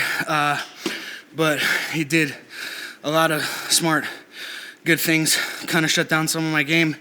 And, glad I got it done in overtime. What are your thoughts, Eddie? Hell yeah, man. You guys are very evenly matched. Both you guys are nullifying each other's games. Did you think how much of the wall was a factor? You know what? The wall's great for shutting down tricky guards and immobilizing guys. Yeah. But it also can take away some mobility from the top guy to advance. I like the wall as a factor. People can relate to it because MMA is so popular, and at some point if I transition into MMA. I come from an MMA background, so I feel comfortable there. Yeah. And, it's good to stay sharp there. That's one of my questions. I saw you using the wall and Yeah. putting that together. Was it to analyze his game, or what you were doing for? Mostly just to neutralize him, shut down his movement, and I thought that he would make more mistakes there, but he did a good job. Yeah, it was pretty much a stalemate against the wall. He was trying to throw some rubber guard up. It looked like he was going for a Hindulo team. I'm like, damn, only like 6 guys know how to do that one. Yeah, I knew not to let the hands connect, but he was going a meat hook, mission control, and I was just thinking rubber guard isn't always, just like any guard, nothing works 100%. Of course. Right? Nothing works 100%. But goddamn, when there's strikes involved, at the defensive... That's the best guard. Just for defense. Yeah. It's a Like great you way said, to knock Avoid anybody damage. out, yeah. Avoid damage. Yeah. He couldn't get anything off. You had your elbows were in the right spot. I couldn't really get anything off either, though. Yep. He survived. Yep. Yeah, and I knew if I would get more aggressive with strikes, I Where's could Gabriel? feel Where's that Gabriel? he knew where Gabriel, the openings would be. Can you come really quick?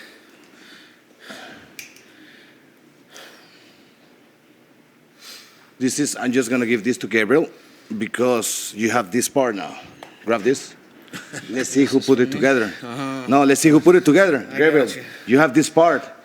You got the combat, he's got the jiu-jitsu. I don't know who's gonna keep the whole together. Now you guys are in the finals. See you in a little bit. Thank you so much, David. See you in a little bit. Go rest and come back. I was gonna give it to you. Just for let's see who keeps it. Let's see who keeps it, guys. Okay. We get a little time there. Yeah. Okay. What size? Let me get Zack, please. Seriously, fuck someone up with those. Oh, I bet. I have a few questions for Zack, please. I wanted to. Hey, where they can find you, David? Where they can find you, really quick? It's about to be David Weintraub CJJ on Instagram after tonight. Fuck yeah, man. Thanks, bro. See you soon. So, Zack, I saw him using the wall. Was it a factor? Do you feel uncomfortable? It wasn't a big factor at all? I think it's definitely a factor. This is actually the second time that I've had my rubber guard kind of shrunk by a wall. There you go. The first time was in Submission Underground against Sunshine, Chris Lencioni, who made it to the semifinal. Oh, yeah, I remember that one. I got him in a good rubber guard, and I felt like I was advancing in my rubber guard. Yes. And he stuffed my head up against cage. MMA guy did a really good job at that. David also did a really good job at that. Another good thing David did is I was able to zombie out, get that underhook, hold him in tight earlier, and that's when I felt I was starting to advance a little bit. Strong guy, smart guy, postured up, got really tall, won that back. I kicked him off. We went back to standing, and next time I get in closed guard again. I'm like, okay, let's work this rubber guard. It was working last time. I lost out on it, but that time he was keeping his arm in so tight that I couldn't really win that zombie that time. So I was holding his posture because obviously the dude hits. He hits pretty good. Even those like little short shots to the rib. I know he heard me. I was breathing out on a couple. One arms, right? He feels like one arms. I could tell those hurt. Yeah. Well, and he got me a couple times. He got me a couple times right when I was Eddie breathing got out. excited. He went to stand up and ref and shit. I take a deep breath, and as I'm breathing out, he gets me, and I just go like no, I didn't want to at all, but a little bit came out. He did a good job of neutralizing my rubber guard. I should have probably, in retrospect, hindsight 2020, right? Should have opened up more in regulation, tried to find that submission, but went to OT and then great work on the back by David, only giving 40 seconds. Do we have a third place last match, or do you just have the finals? We just have the finals. Because Master Eddie was saying we can have a special match. I don't know if you want to go like one more. Third place. I mean, I already started. Oh, thank you. Hey, then let me cheers, brother. Cheers. Hey, come here. Hey, let's cheers. Vente aquí, cabrón. Let's hear. Cheers. Ahora, let's cheers. This is cheers. You want to do it? You don't. No, they start drinking already. Okay. Next time. There are more combat. There are more combat jiu-jitsu events. I'm sure we'll both be in. I'm sure we'll see each other eventually. Today we'll cheers and we'll enjoy watching these two guys fight. And then. Or who knows? Remember, who knows? Who knows? We drink too much and then. No. Who knows? After a few words, they're like, dude, let's do it, and you just.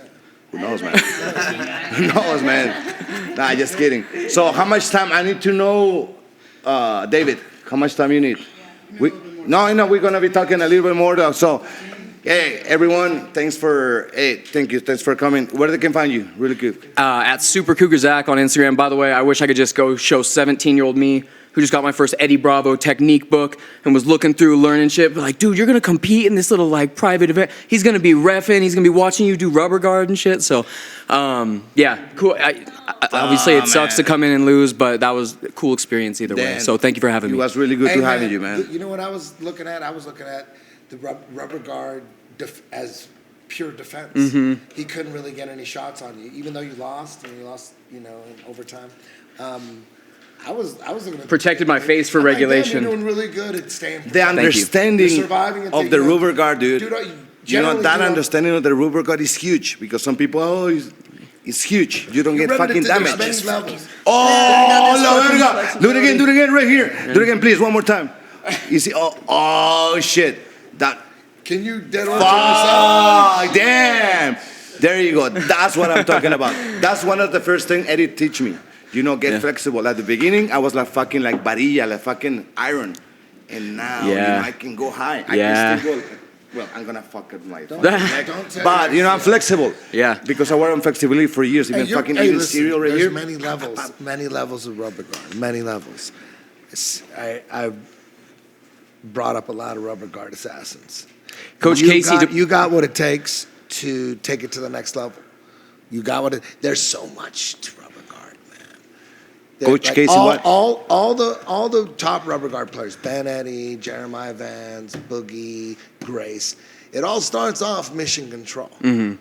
But then everyone goes to a different spot. I will say, Coach Casey from 10th Planet Vegas told me to tell you that I've got some of the best rubber guard in his gym when I go through there. Totally. Oh, he said that, Casey? No, I could see it. Casey Helsted? Yeah. Shout out to Casey Shout out to Coach. He's always been so cool to me when I've come through. What submission do you generally get? Go-go plata. Go-go plata? You go go-gos. I go a lot of go-gos. That's your go-to? I go go-gos. So why you had full guard? You couldn't clear the neck? Is that what you were trying to do? So I got around the arm, and then as I started to progress, and I got the arm on the other side, and I was pushing off to more of a go-go clinch. Yeah. And in that transition is where he slipped the arm out. Okay. And the second time I couldn't zombie that arm back out. So I was looking for an opportunity. I was trying to get him to open up.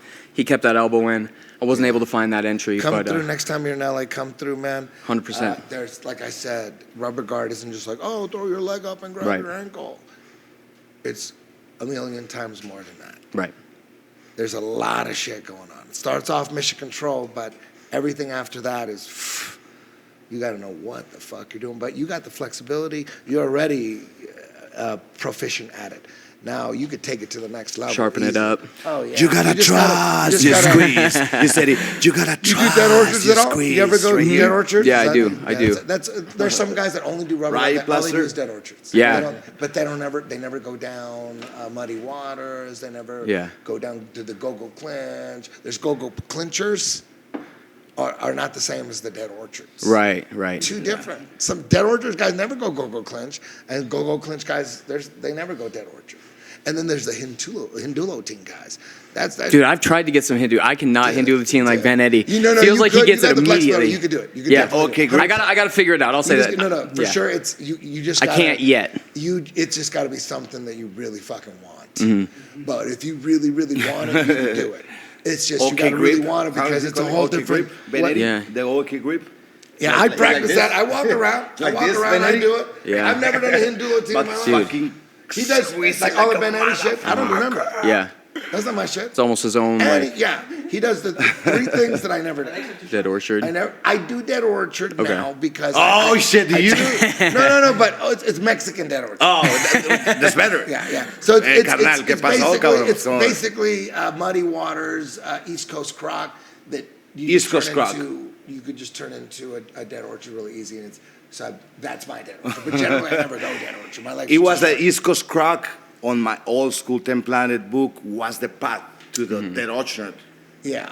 Orchard? No, but I was had issues with that fucking. I thought you got it. So I love names. I love you, bro. But your last name gives me Tori also.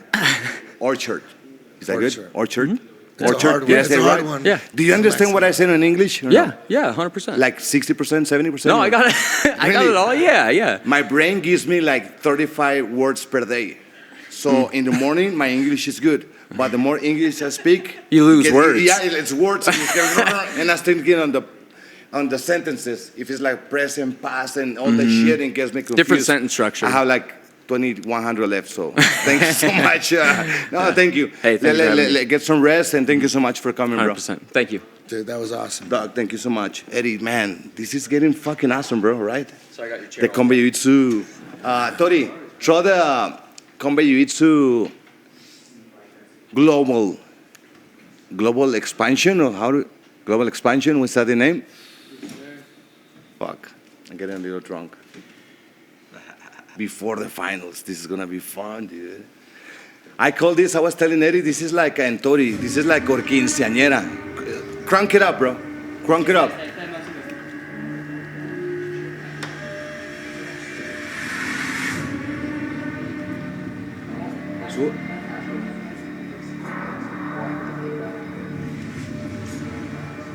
Comenzó en México, cabrón. Pinche coyote, un pinche beche que se anda rifando ya. No, Martincillo. Oh, shit.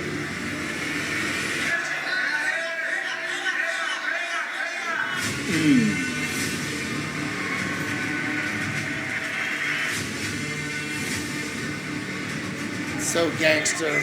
Fuck, dude, that's beautiful, man. Look at the stage, man.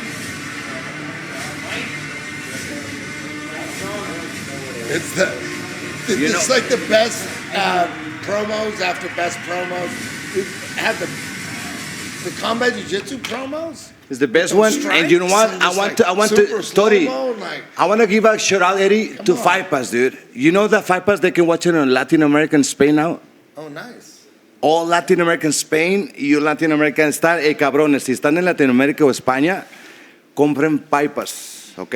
UFCFightpass.com y pueden ver todo el contenido con Jiu-Jitsu, Medusa, IBA, Jiu-Jitsu Overtime y obviamente Pride, UFC. And every UFC fight ever, right? Yeah, every fucking UFC, Pride, Strikeforce, it's the most important library on combat sports. If you're really fan of combat sports, you want to learn this shit, you got to go that. But for us, inviting people to go to Fight Pass and get a subscription in Latin America and Spain, y lo voy a decir en Latinoamérica y España, en español porque son mis hermanos latinos, esto va para ustedes, a nombre de Eddie Bravo y de mío. También me gustaría tocar el tema del qualifier en Argentina. Pablito hizo el qualifier de EBI. How do you like Pablo? I love Pablo. Thank you to the semifinals. He can make it. He can. He already checked. But dude, Pablo from Argentina. What's his last name, Tori?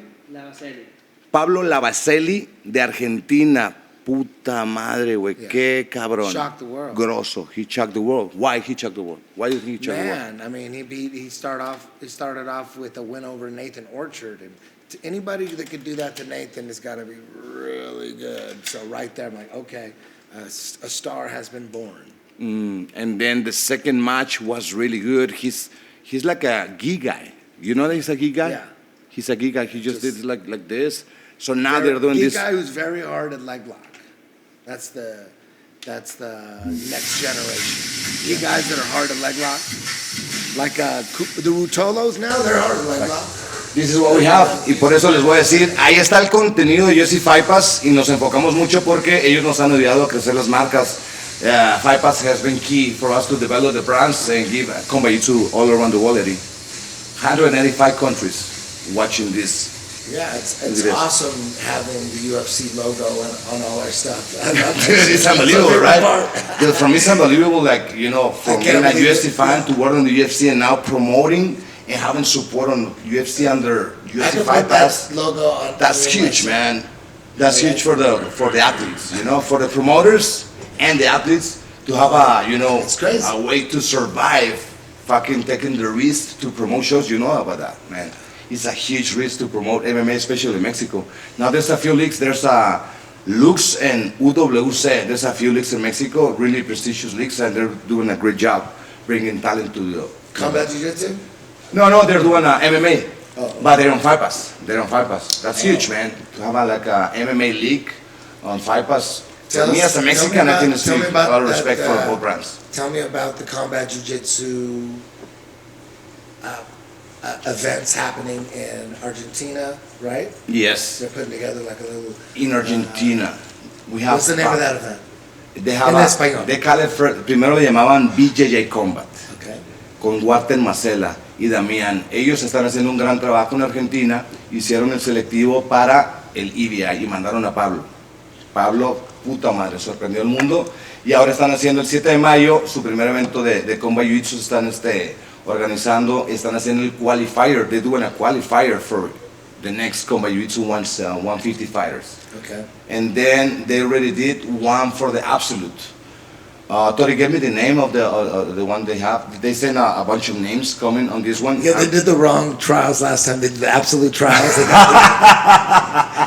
Oh my God. When he told me, dice, che, dice, no, dice, es un monstruo, es una máquina, dice, los va a cagar a todos a piñas. Está en 94 kilos. Y yo, cabrón, 94 kilos, el torneo era en 77. Dije, cabrón, Walter, hubo cierta confusión, pero los hizo cagada a todos. Es una promesa argentina que ya tiene su lugar ganado en su división de 185 libras. Tori, for the people that doesn't know, is my external hard drive. You know, my brain has too much UFC fights. Yeah. It's full of information. I have to be deleting fights. There's some fights that I called that I don't remember that I called. Yeah. I don't remember that I called those fights. I'm serious. And then I say, fuck, it's made my boys calling those fights. There's thousands of fights. So many UFC, me too, so many UFC shows where I'm in the production truck and I'm like doing the replays. I don't remember any of those shows. I don't remember a separate replay. files. I don't remember the only replay I remember is there was a Brazilian who fought a striker, a Brazilian Jiu-Jitsu guy who fought a striker. And the Brazilian Jiu-Jitsu guy kept taking down that striker over and over, getting his back. But then he would escape, and then they would stand. And then the Brazilian guy took the striker down again, took him down and passed his guard and took his back, took that dude's back again. And then the guy escaped. He had some good back escapes. And then he started, and it was like 4 times he did this, right? So anybody in their right mind would give the decision to the Brazilian, right? Yeah, Right? absolutely. But because these judges don't know shit, they go by the replays. Like whatever we're showing on the replays. Oh, they get impressed. They get impressed. They go, oh, that's what they're thinking. Those I don't are want to go points against right it. there. That's what everyone's thinking. Yeah. I'm going to go with that. So the replays before the decision were all the back escapes. It was a package. He was a hero it now. Was a package A guy of him escaping the back. They gave him the win. Oh, they got impressed. Oh, look at that. He's They escaping. thought He's good. They knew so little about the fight game that they thought, since they're showing those replays, that must be a crucial part. Boom, winner. It was a package. Yeah. Of the escapes. You know, that's fucked up. And because that was a long time ago, and that still happened today, I guess. I don't know that some people get impressed because the escapes are good, but they doesn't give you points, right? 5 minutes for the finals? They need 5 minutes? Yeah, we're ready. 5 minutes. And Yes. Is whatever, 5 as minutes, much. and we're ready to go. I'm good. Are you ready? Yes. Right here, grab a seat, Tori, please. Let me show you my boy. This is the reason of my life. And the guy I got married wife for él me casé. Dice, el otro día me preguntó, me dice, papá, ¿por qué te casaste? Le digo, por tu culpa, cabrón. No te creas. This is my boy right here, and he's my best friend. He's my life. I don't want to cry right now. Please don't make me go blue because soy medio llorón. Pero every time that I speak about Tori, I get a little like extra motivated because he's my life. You know him. Yeah. He was the first kid on their 10 planet representing on that level. Eddie, what do you think? Oh yeah, he was a little kid prodigy. Choking I'll never you forget. and I Joe was Rogan. He was choking Joe Rogan in those pictures. When he knew the system, he was like, I don't know if you were 12 or something like that. How old are you? After a tournament in LA. I started with you at 8 years old. Yeah, so I was Something like 10, something yeah, like that. And after a tournament, there was a lot of shit going on. I don't know if it was a Gracie Nationals or a Gracie World or something. We were walking to a restaurant afterwards. It was off Sunset and Vine. And we were walking. You were telling me like, what these fighters did wrong, what they could have did. Like this little 10-year-old kid was going through, oh, he should have grabbed the foot, I could miss, and he should have did that, should have grabbed With the foot. terminology of the system. Yeah, he totally understood it. It was crazy. I'm like, God damn, this kid knows more than these 30-year-olds. And today, Rayfield, this is our episode 00 of I hope my relationship with my son, he's 10, is like yours. Oh, man. Thank you. Oh, no. Why? You like it? You know us really well. Well, because, you know, everything you said is how I feel. My son is everything. Yeah. It's fucking everything. Tori, I was telling Tori, this is like our quinceañera. Our party. Having It's our own this party. format tournament, Eddie, our master in the house, our friends, people that loves us, our sponsors, supporting us to have the best response for the athletes. Thank you, brother. Honestly, it was And nuts. then Tori It's crazy. doing his premiere announcer as a DJ. And How was that? comment, How was you were that? How was DJ. that? How was that, Tori? That was good. That was good. What you guys think? I liked it. People it. It was doesn't know good. how talented my kid is, but he's my friend. I want to speak about someone that wants Very to take my chair. Very and finally, you're gonna see this motherfucker's talent. Yeah, he's very important and instrumental in the coordination. A gente tem que te convidar aqui, meu. A gente tem que fazer uma ligação. A gente tem que vir aqui na Texas, meu. Hey. Lembra como que tudo aconteceu? Falando português com o mestre, com a gente na galera lá. Então a gente tá ficando muito bom e quero muito você, cara. Cabrón, hablas español, pinche caballo. Te mando un pinche abrazo, güey. Eu sou fruta, pero te quiero, padinho. Well, that was a What's little your next Portuguese. How do you think? We Sounds get- like Portuguese? But it sounds like Spanish. Let's get to the finals. Let's go to the finals. Are they ready? You're the one. Listen. Let me coordinate Listen. This is not Master Big Show. This is Tori Show. Okay, he just has my name. He hired me as a talent. This is your show, bro. Can I have my talent, please, in their VIP seats? Let's do this. I want to see some Combat Jiu-Jitsu, baby. Ay, ay, ay, ay, ay, ay.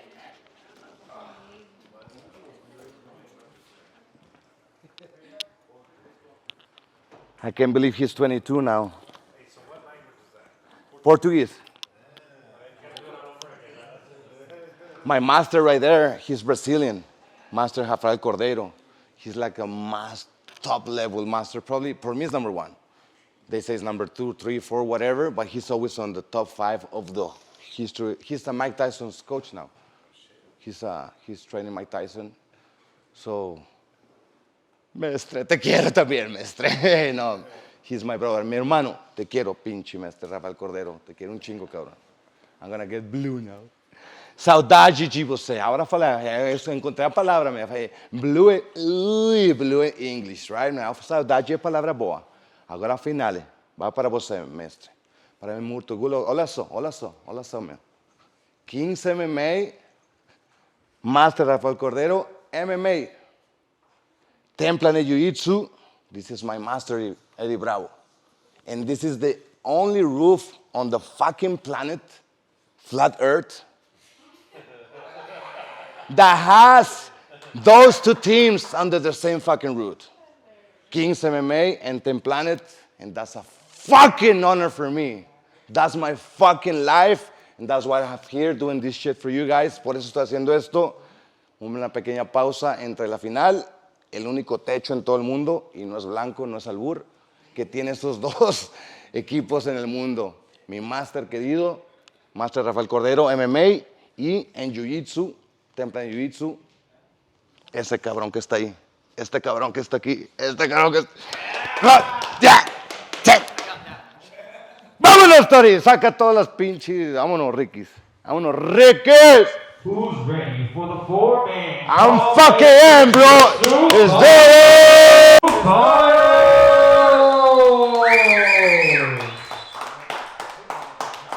Coming in first to the mat, representing Kindred Jiu-Jitsu, fighting out of Seattle, Washington, Gabriel Austin Daffron.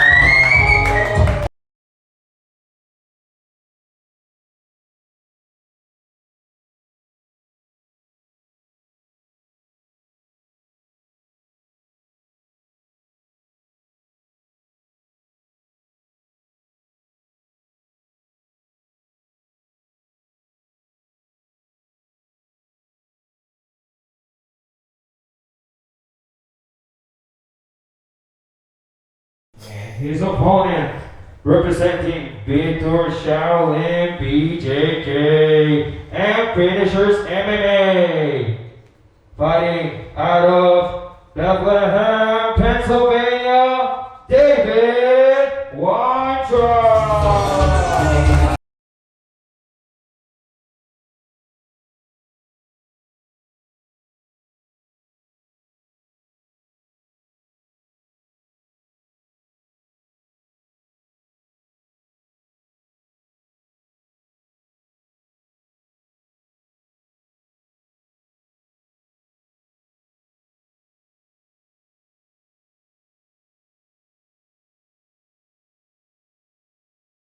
All right, Gabriel Austin Daffron facing off against David Weintraub. Referee Eddie Bravo. Give me a second. Ready? Go.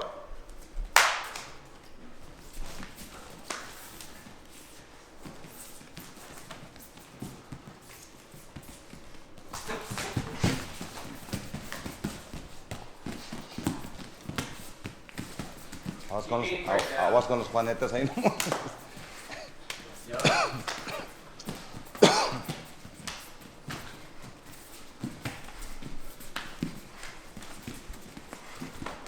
Creo que voy a ser auxiliar. 30 seconds, get down. Puta, qué intriga.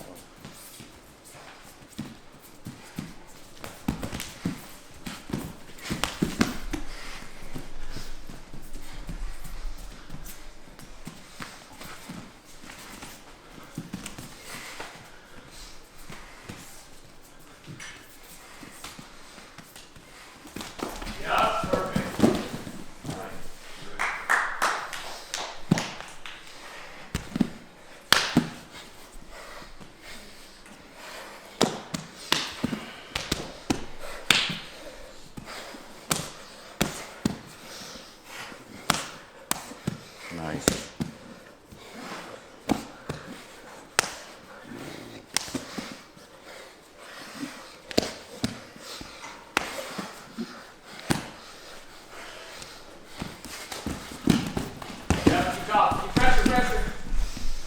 Get down. Tori, get down.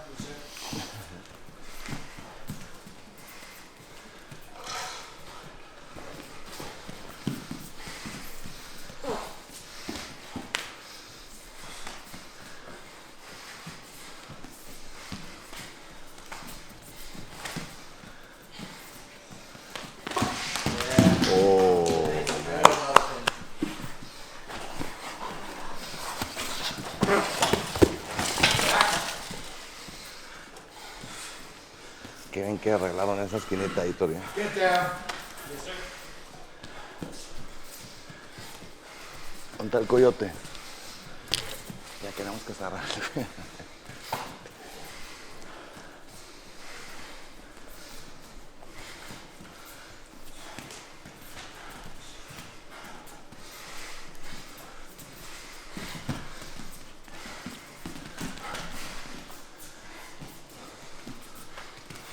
Seconds, get down.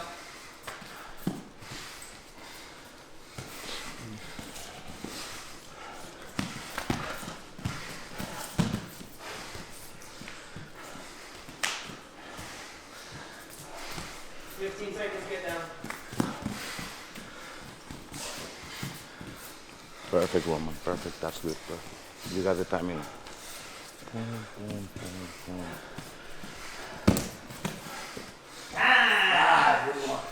Top or bottom? Top. Sit, get on your butt, David. Escogí estar arriba. Gabriel. Place yourself. Escogí estar arriba. Usualmente el que le gusta golpear más se queda en la parte de arriba, obviamente para hacer base. Marco, pum, pum, y pegar. Ready, set, un buen guerrero es peligroso ahí. Vamos a ver cómo le va a Gabriel ahí con esa decisión. In the face if you want it. Ya hizo una buena base. Y ahora ahí golpeó. Pero ya comprometió la pierna izquierda y golpeó 2 veces, 3, 4.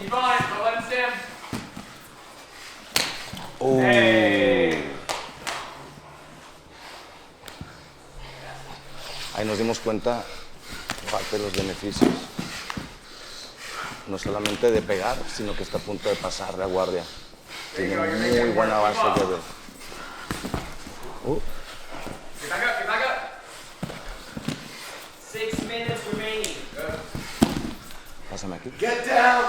Ahí nos dimos cuenta el beneficio de haber tomado una buena decisión por parte de Gabriel de quedar arriba.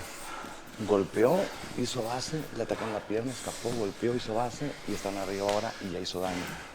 Hay que entender bien las reglas, creo que es una buena decisión.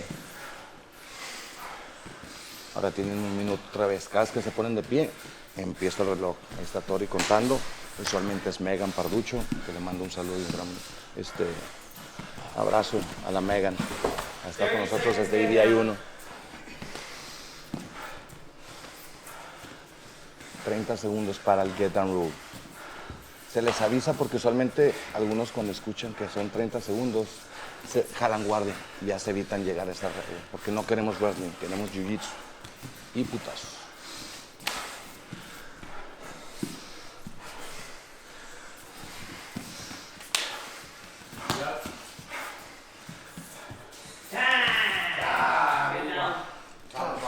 Top, throw your butt. 5 minutes remaining. Double underhooks. Super tight. Head on one side, there you go. Ready, set, go.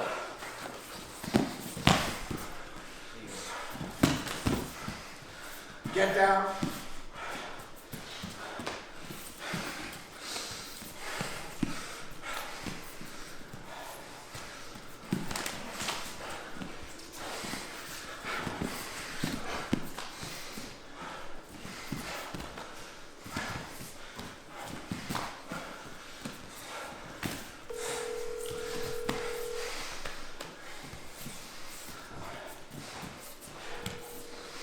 Si no contesta el Chito.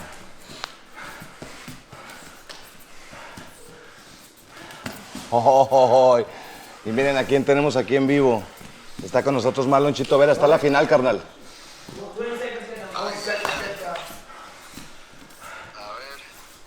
Ya hicieron el primer tiro. Están a 4 minutos de terminar. Gracias por acompañarnos en el primer episodio de Master Vic Podcast TV. ¿Cómo está, Chito?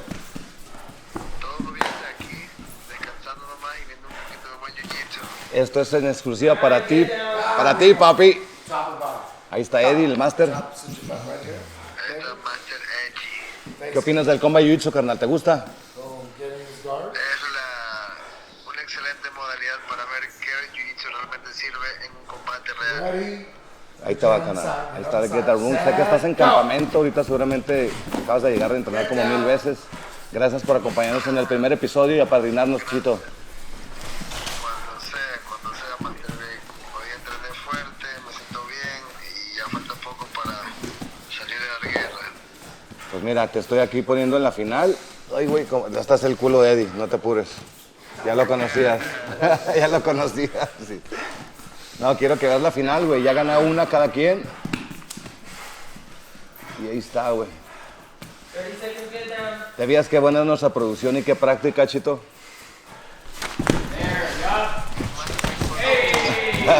Mira, ahí están los putazos. Vaya. Mira, aquí estamos. Deberían dejarlos darse cachetadas separados. Y lo estoy echando aquí.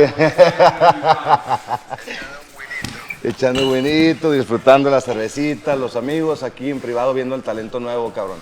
Gracias por acompañarnos. ¿Cuándo te veremos? ¿En Cancún después de tu pelea? ¿Cómo está listo ese campamento, carnal? Me siento muy bien. Hoy día desparrigué con boxeadores pro. Después fui a correr a las montañas y realmente el pulmón está salito, la mente está donde tiene que estar y listo para salir al todo. Qué bien, carnal. Anita cumplió años, dile que felicidades. Ya la vamos a felicitar de tu parte. A ver, estos cabrones, si llegan a overtime, ¿tú qué escogerías? ¿Espalda o brazo, Chito? Si te van a escoger, ¿espalda? Sí.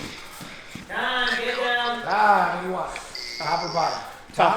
Y es una posición segura, el brazo muy resbaloso Sí, exactamente, y son muy mañosos en los escapes y en la espalda, como quieras, si lo agarras un buen tiempo, pues está más cabrón y ganas porque lo controlaste más tiempo. Ahora ve esta regla, si andan mamando que no hay derribo, los ponemos en el piso, tienen solamente 1 minuto para el derribo, Chito. Si no, hacemos esto que se llama Get Down Rule, directo al piso. Oh, ahí están vergazos, ¿viste? Para que no anden mamando que... Para que no digan que no lo pueden tirar. ¿Cuánto tiempo queda, Tori?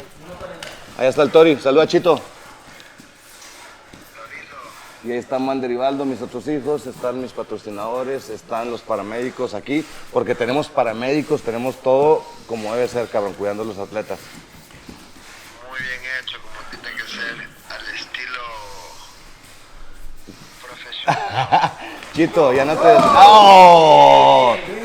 Ya no vas a dejar... Si ya no le pega, colgamos. Pero si le sigue agarrando putazos, te va a dejar aquí, quedas todo el barrio.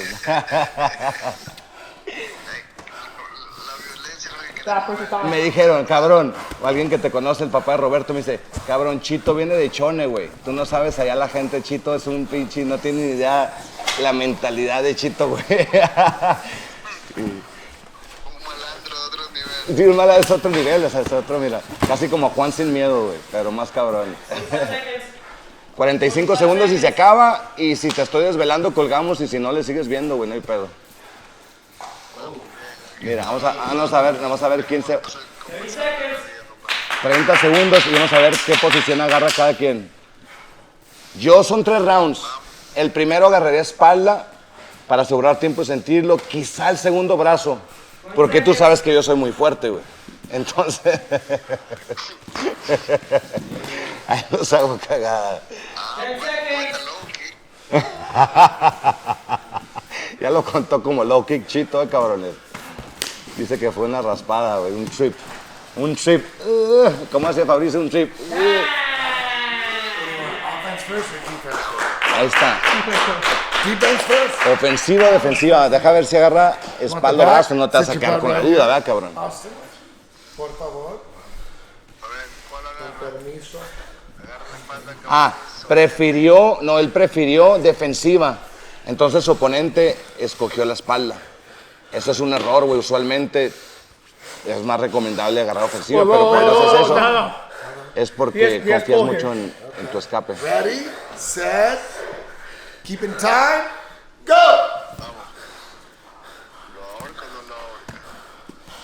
Ahí está. Entonces, usualmente cuando das la espalda es porque confías un chingo en tu escape, pero es un error. Mira, ahí se lo rinde rápido, ahora está contra la pared con el reloj, si lo rinde rápido. Puta, qué pinche curiosidad, güey, no mames. ¿Se puede cachetear en el overtime? En el overtime ya no. Al principio sí dejábamos, pero generaba confusión y todo. Entonces ahora dejamos lo más puro posible y él está a punto de escaparse. Ahora en overtime lo hacemos limpio. Ahí se escapó ya. Ahora va el otro. El otro es el favorito. Por el otro hicimos esta división 145. Es veterano de nosotros. Ahora, si escogió defensiva primero, se supone que es una piola, una pistola para rendir. Vamos a ver si no le falló la estrategia. A ver si lo rinde. Sí, así lo rinde, gana, porque el otro no pudo, se escapó. Pero si se escapa, pasa al segundo round. Tenemos 3 rounds máximo.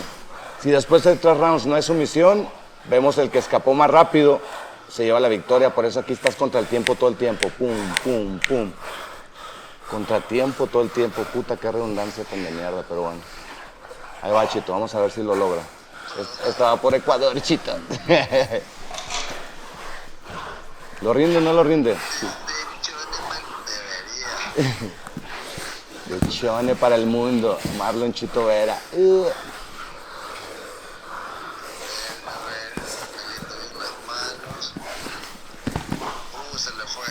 No, pero tiene todavía tiene el brazo agarrado como Kimura, güey. Ya se escapó, güey. ¿Te dejo descansar o quieres ver el segundo round? Top of the second. Son 3 rounds máximo. Este es el segundo de 3. Got all the times written down? Este contenido va a ser histórico, Chito. Tú estás siendo parte de una historia muy cabrona. No sé si te das cuenta, güey. Ready, set, go.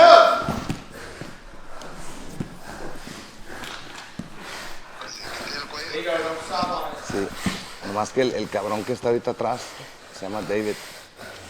Es casi tan fuerte como yo, y eso es peligroso, güey.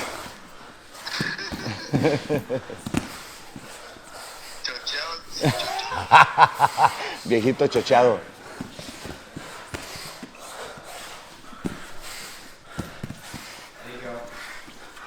Ahí se va a escapar. Ahí se va a escapar ya. ¿Quieres que te dé un mejor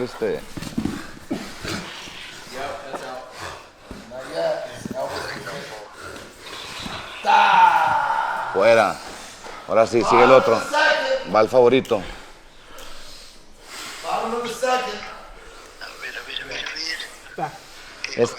Antes, fíjate, Chito, está cagado porque antes pensamos que el overtime no queremos llegar porque queremos solamente jiu-jitsu, pero cuando llega overtime hay mucho dramatismo, güey, hay mucho drama, güey, porque ya está en la espalda. Y ya están cansados, o sea que a veces sí es bueno, es muy emocionante también verlas escapes. Set, go.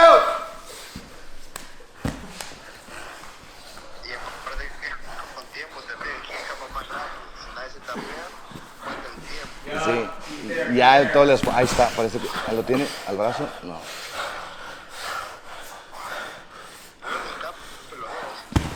No, los cabrones son buenos. Uno acaba de ganar como 3 luchas en Abu Dhabi este fin de semana pasado ahí está, ya lo chingó. Mira, aquí te lo pongo. Ya se lo chingó, tenemos campeón, Chito. Carnalito, muchas gracias por acompañarnos. Despídete la racita. Master Vic Podcast TV, pronto te tenemos aquí en el estudio en vivo. Mira el estudio, qué lindo que es. Underground Combat Jiu-Jitsu. Te mando un abrazo, Chito, gracias. Mis hijos. And our winner. Gracias, carnalito. In overtime, Gabriel Austin.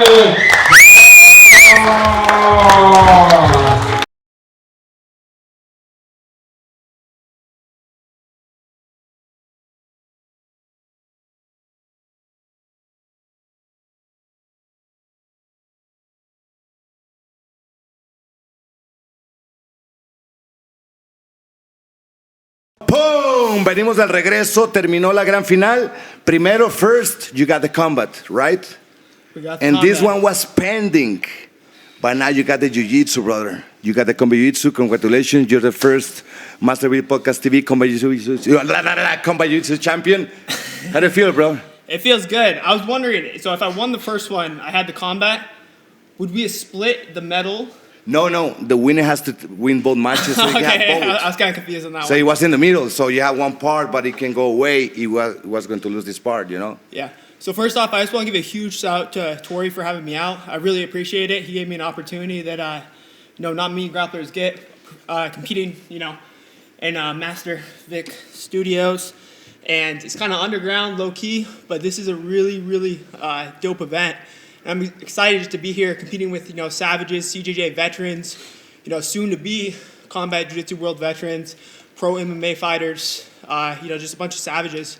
I'm really grateful for you guys, Eddie Bravo coming out, just a really good time overall.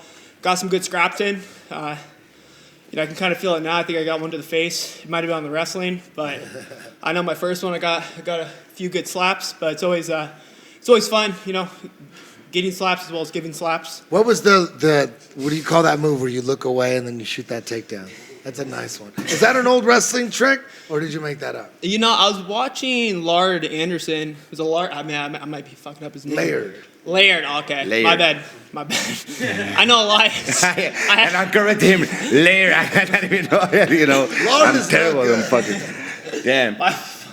Hey, so I was watching some film on him, and I was trying to get Dave to engage a little bit. I'll see if he's gonna come in and maybe catch him off guard. So it was hard to get some of the engagement going on the feet. So I felt like kind of breaking stance and breaking angles kind of mixes it up a little bit. Guys be like, oh, he's not ready, and then you're ready. Yeah. It worked once. It worked That was once, nice, yeah. Towards the end, it's hard. Guys know there's 30 seconds left. It's like we're going to overtime. I always use, like when I'm grappling, like, is that your blood? That one always works 3 times. I mean, look, is that your blood? It works 3 times. And then boom, now you gotta resort to technique after that. But What's next for you? Do you have any tournament coming up next? You know, I got the Giant Slayer next week, and I want to represent, you know. Coming out here, Combat Jiu-Jitsu veteran. I'm going against a black belt world champion. You know, he's high up there on the flow grappling rankings, so I know I can compete with, you know, anybody out there at 135. You know, I moved up from the 125 division. I'm competing a little heavier now, but I like it. I like 45. I like 135, and you know, I'm just grateful to have opportunities. Do you have any CBD sponsor exclusive or not? Any what? A CBD sponsor, like exclusive? Sponsor. No. A CBD. Yes, I have Grind 3 CBD. We have 3 boxes of those for you. No, just kidding. Give a shout out for them. Give a shout out. We have one ourselves, but give a shout out for your CBD sponsor. We have this topic for CBD later, but give a shout out to your sponsors now. Shout out to Grind 3 CBD, keeping me good. Dreamwalk Coffee in Kimuras, AEP, and of course Kindred Jiu-Jitsu. I think those are the big ones. Hey, dude, that just was look awesome. on my back. That was fucking Man. awesome. You're a savage. Have fun, bro. Can you put the 2 fits right there? Just for the records right here. Boom. There you go. Aquí lo tienen, el primer campeón de Combat Jiu-Jitsu, Master Vic PodcasTV, Gabriel. How do you pronounce your last name? I'm through. Daffron. Gabriel Daffron. Ay, güey. Gabriel Daffron. Ay, güey. Give it up. Entonces en el estudio, por favor, que se escuche. Chumel, lo mamo bien cabrón, pero aquí tenemos una porra como Chumel. 1, 2, 3, give it up for Gabriel Daffron. Thank you so much, brother. Guys, one last shout out. Make sure to check out Medusa. You know, 135, 115. They had a really good show. Check them out on UFC Fight Pass. Oh, you know, thank my fair show so far. So I'm a little biased though. I wonder why. Yeah, thank you so much. Medusa 3 is coming. We're going to give you some details for sure. Okay? You're a great coach too. So congratulations, man. But we just can't have you corner anybody, though. It wasn't that fucking cool that Zack was cornering him and shit. That like fucking good friends. It was I love this shit. No, funny enough, actually, when Zack came to Kindred and he beat the shit out of me. But when I was on the Combat Jiu-Jitsu card, like, and he wasn't on it yet, so he came into a Sunday, and he literally just like kicked my ass, and then he gets on after. So that was a good story. When one of the times I first met Zack, he came into like a Sunday morning class. Open mat or some shit? No, I was running a class. I do a little group. It was A-Sling, you know. Yeah. And he just came in. He fucking mopped the floor with me, ripping like leg locks and shit. And I was like, tap! You know? You got me on the... Hey, that's good. You got me on the CBD thing, but we got another sponsor here that was taking care of you, Revive, from El Paso, Texas. I want to say thank you to Revive. They're here taking care of the athletes right here. I want to have an interview with you guys now and tell you who you are and why you are the best. Okay? Thank you so much, brother. Thank you. Thank you, man. Thank you. David Weintraub. Boom. Eddie, so that was fucking awesome, man. Let's talk about this, bro. So we have... En español. En español. Se me hizo muy chingón. A mí me gustó un chingo. Tenía la curiosidad de qué iba a pasar. No sabía qué iba a pasar. Me gusta mucho Combat Jiu-Jitsu. Eso lo sé. Pero poniendo el estudio, estando tú aquí, ellos tomando lo organizamos en 3 semanas, menos, 2 semanas. ¿O cuánto tiempo, Tori? 2 semanas. 2 semanas, ¡pum! Porque tuvimos que hacerlo en un corto tiempo, pero me gustó un chingo el concepto. Ya quiero hacer, tenemos planeados 12 episodios. Ya quiero hacer 24 a la verga, chingue su madre. Nada. Oh, shit. How do you like? I like it a lot. I love this, man. What's better than Combat Jiu-Jitsu? Nothing. Nothing for me. It's like, it's the best part of MMA. If you don't know Combat Jiu-Jitsu, get into it. You're going to like it for sure. You don't like it, that's fine. We respect that, right? Okay. There's they can watch golf, volleyball. There's a lot of sports. Badminton. Badminton. What else? Bowling. What's that thing where they're on ice and they're trying to make that that's ice. A wood, and they go what is that called? They go like, it slides on ice and they're like scraping. Yeah. You know I don't know the name of it, but it's like what is it's that? like really, I don't know, man. It's like really stoner game, I guess. I mean, imagine like calculating and with the wind and shit. It's gotta be some Alaska shit. Curly. curling. It's an Olympic we got sport. George in the house. You're gonna meet George eventually on the podcast. You don't know George yet, but I love this guy.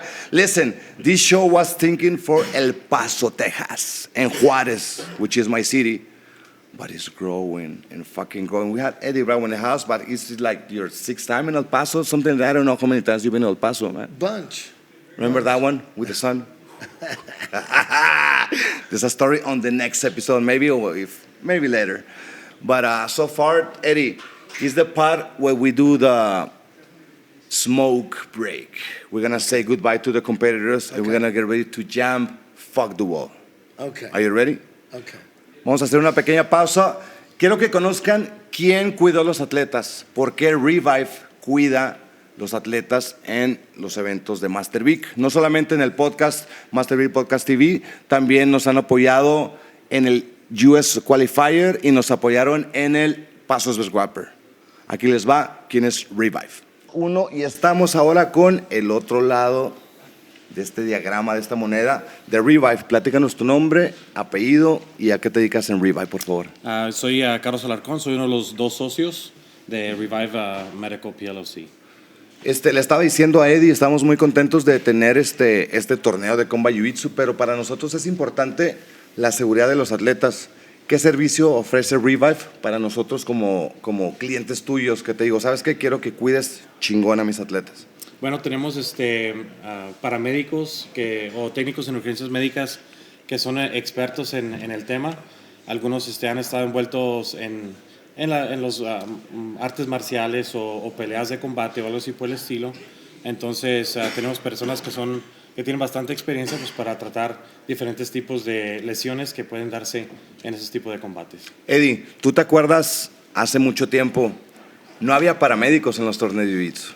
Si tronaba la rodilla, ay, ay, ay, ay. Yeah. Now we can have paramedics. It's a good thing to have these guys on our side. Absolutely. ¿Qué piensas, mi? A ver, trata de poquito español. Hey, man, everyone hates injuries at tournaments, man, but every now and then, dudes get their knees blown out bad or, with flying scissors. What do you call that? Kazagadami? I don't know what that was called in Japanese, but basami or something.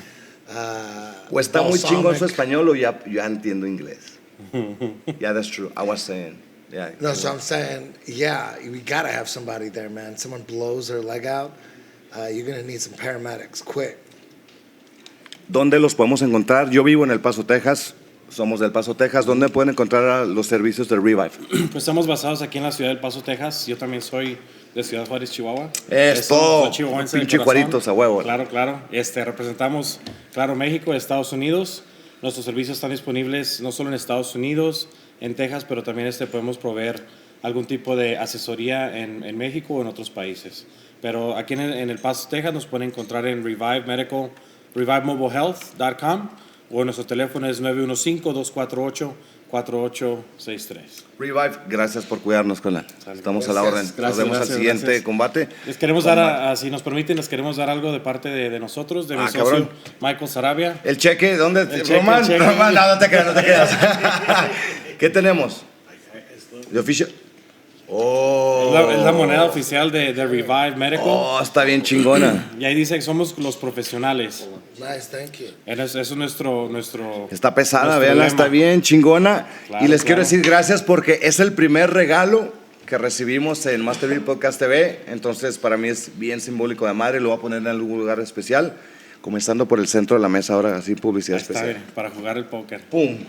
Vamos a jugar de frijolitos, se va a hacer el torneo de póker, pero después los invito a ese. Gracias, carnal. Gracias. All in. Regresamos, vamos a hacer una pequeña pausa para macoñazo. Y después, fuck the wall. I don't know about that right now. Yeah, let's do that.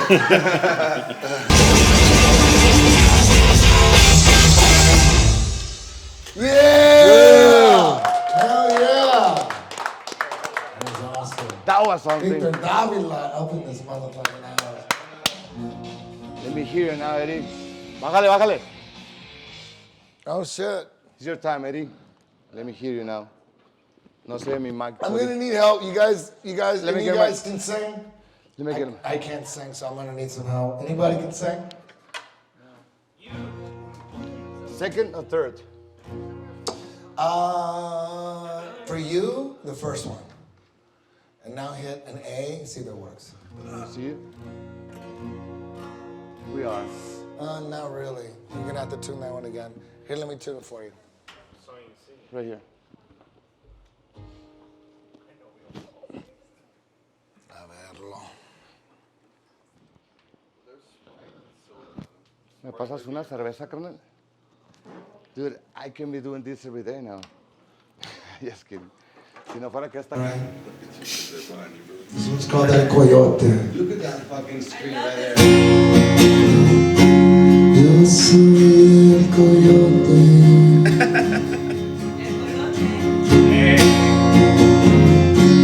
Yo soy el coyote.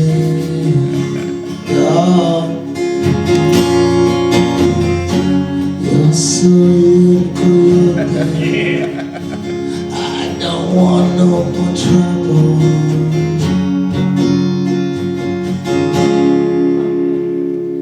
How am I supposed to traffic?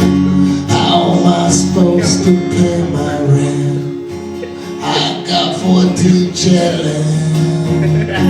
I have to move today. Yeah, everybody, here we go. Fuck the wall. Let those Mexicans fuck the wall. Let those Mexicans in. Don't make me dig tunnel. Don't make me jump over it. I don't want no more trouble. I just have to move these kids. Yeah, fuck the wall. Let those Mexicans in. And I fuck the wall. Let those Mexicans in. Yeah, fuck the wall. Yes, I am coyote.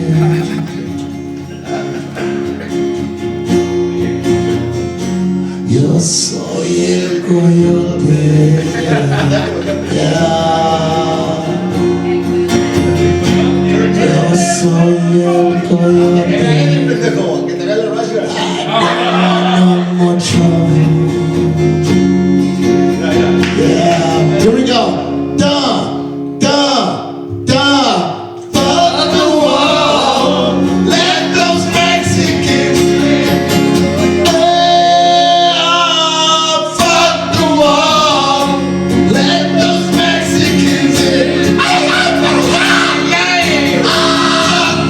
the wall.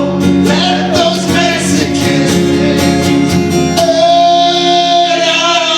Fuck the wall. Let those Mexicans in. Let those Mexicans in. Let those Mexicans in. I don't want no more trouble. Let those Mexicans in.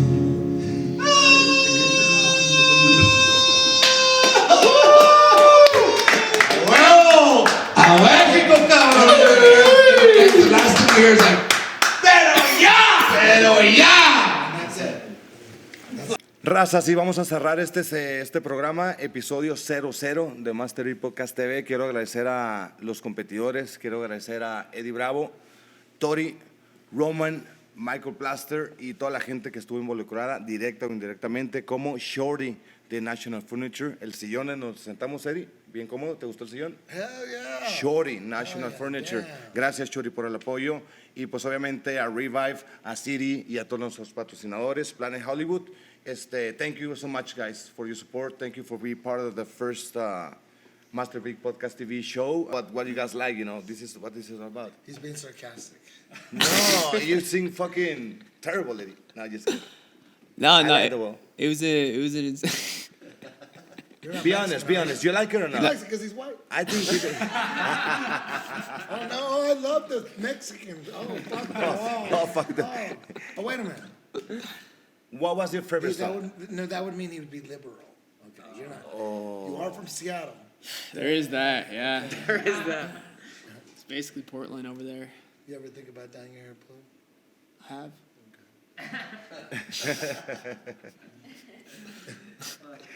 Shout out to sponsors and where they can find you. Where's the bling bling? Last one. Oh, last yeah, one. we'll get the bling. We're saying goodbye. Show the bling.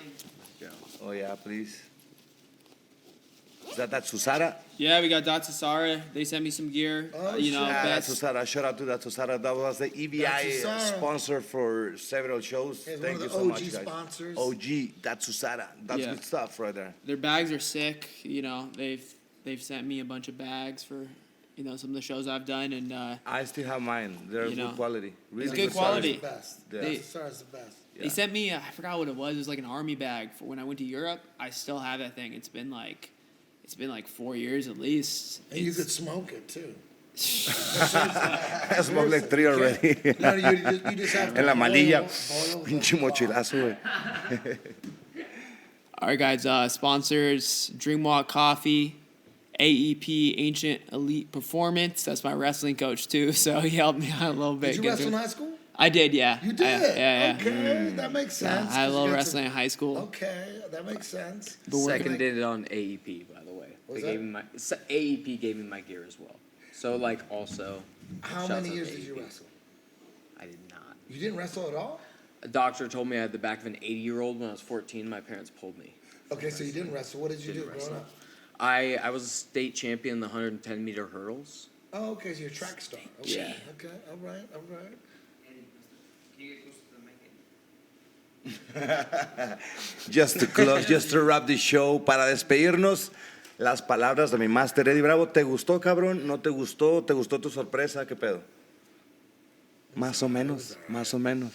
Está triste. Dude, are you kidding? I could do this every night. I could Fuck literally yeah. do this every night. Are you kidding? A 4-man tournament. Boom, have a couple drinky poos. Smoke a little fucking devil's lettuce. You know what I mean? I could do that shit every night easy. Devil's lettuce. That was a good one. Thanks for coming, Eddie. Hey, invite people for the next show. Planet Hollywood. June 5th. Planet Hollywood, Cancun. Plan the trip.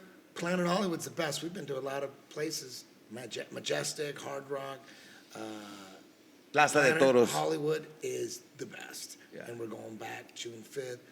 Combat Jiu-Jitsu lightweights. Keith Rukorian, Damian Anderson, Ashley Williams, David Weintraub is going to do it. It's going to be fucking nuts. It's going to be crazy. Cade wants to do it, but he might not be able to do it because of one, so we'll see. And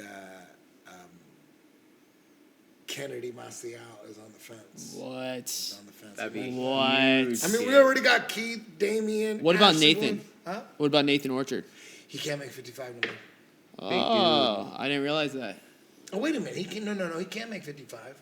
He just he had the number one spot at 170, and PJ had the number one spot at 55. PJ can't make it. Sorry, I was like thinking Orchard had the spot. PJ had the number one spot for 10th Planet. We have 2 spots. There's a number one spot, and then there's the number 2 spot, which goes to the winner of 10 PQ.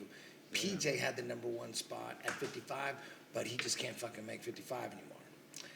So I thought, man, Keith is he's on a tear. Keith is always down. He just won the champ. The 145 belt. Yeah. And we've never had a champ in combat jiu-jitsu. And Keith is just on this meteoric rise. And if PJ would have made weight, he would have had the number one spot, and Keith would have had to win the trials. But PJ's just too big now. I think he's barely making 170. So we're going to keep PJ at welterweight and see what Keith could do at 55, plus the winner of 10 PQ, which is the number 2 10 Planet spot. Man, we got a bunch of dudes. Maybe Andy Varella's on the fence of whether he can make 55 the same day. That's a hard cut for him too as well. But Derek Rayfield, he's always down. Derek Rayfield, are you kidding me?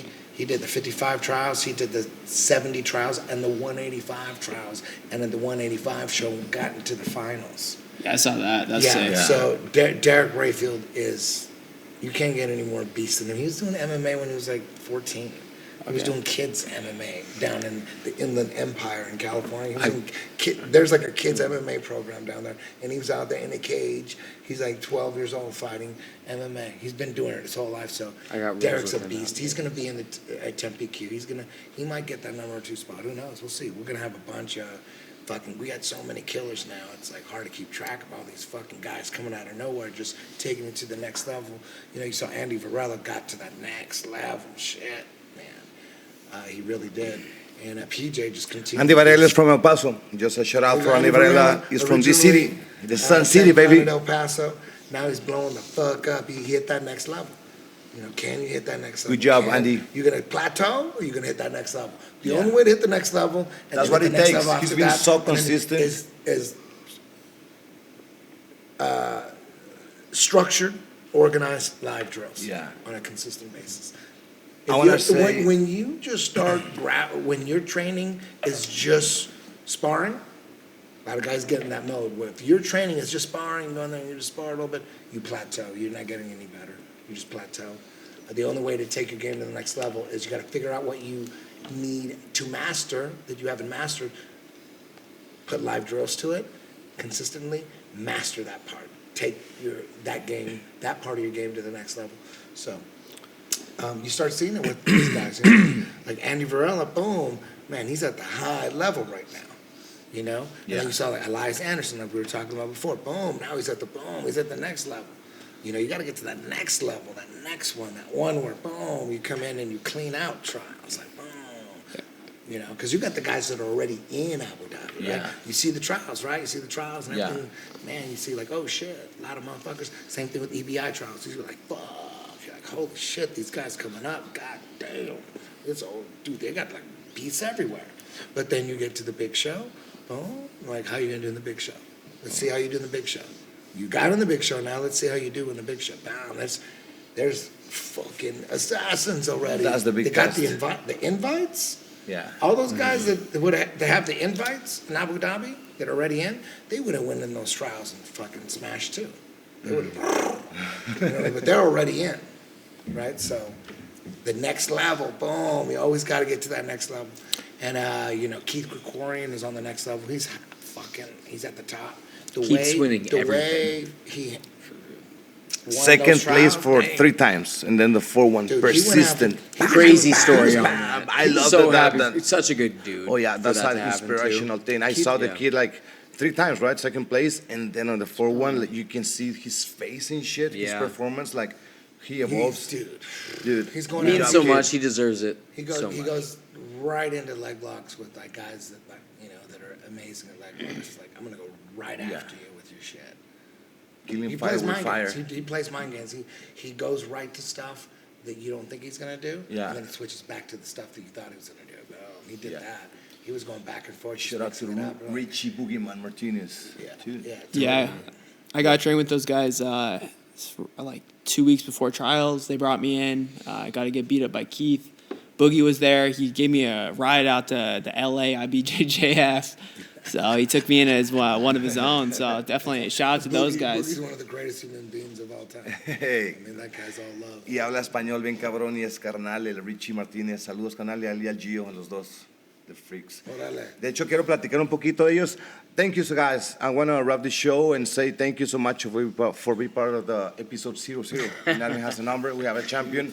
Eddie Bravo, thank you so much for coming.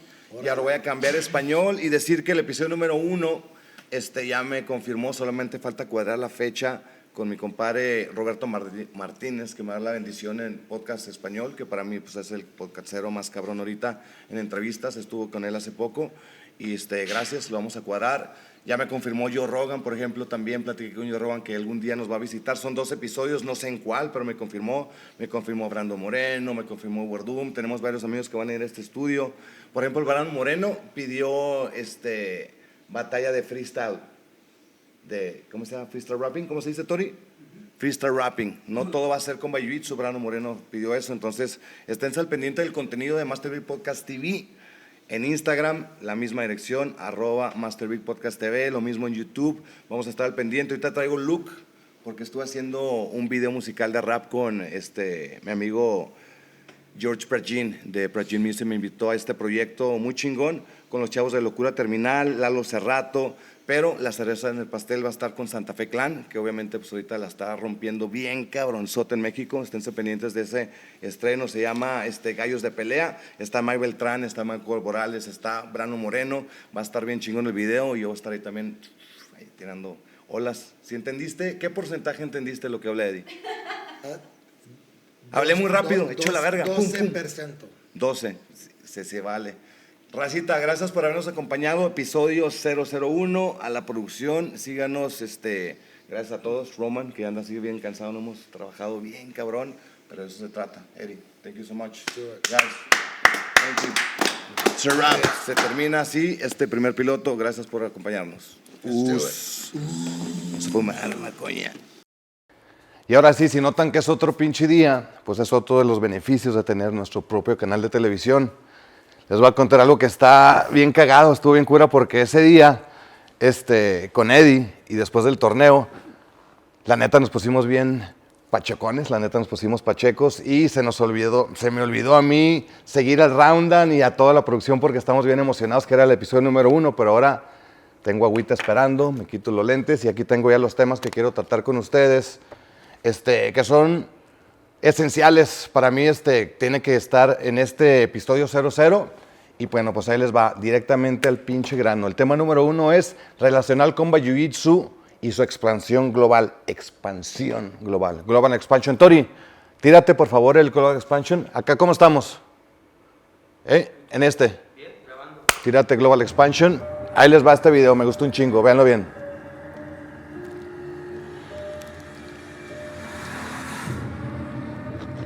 Ahí está mi carnal Brando Moreno, Marce Rojo, que ahorita vamos a platicar de Marce Rojo.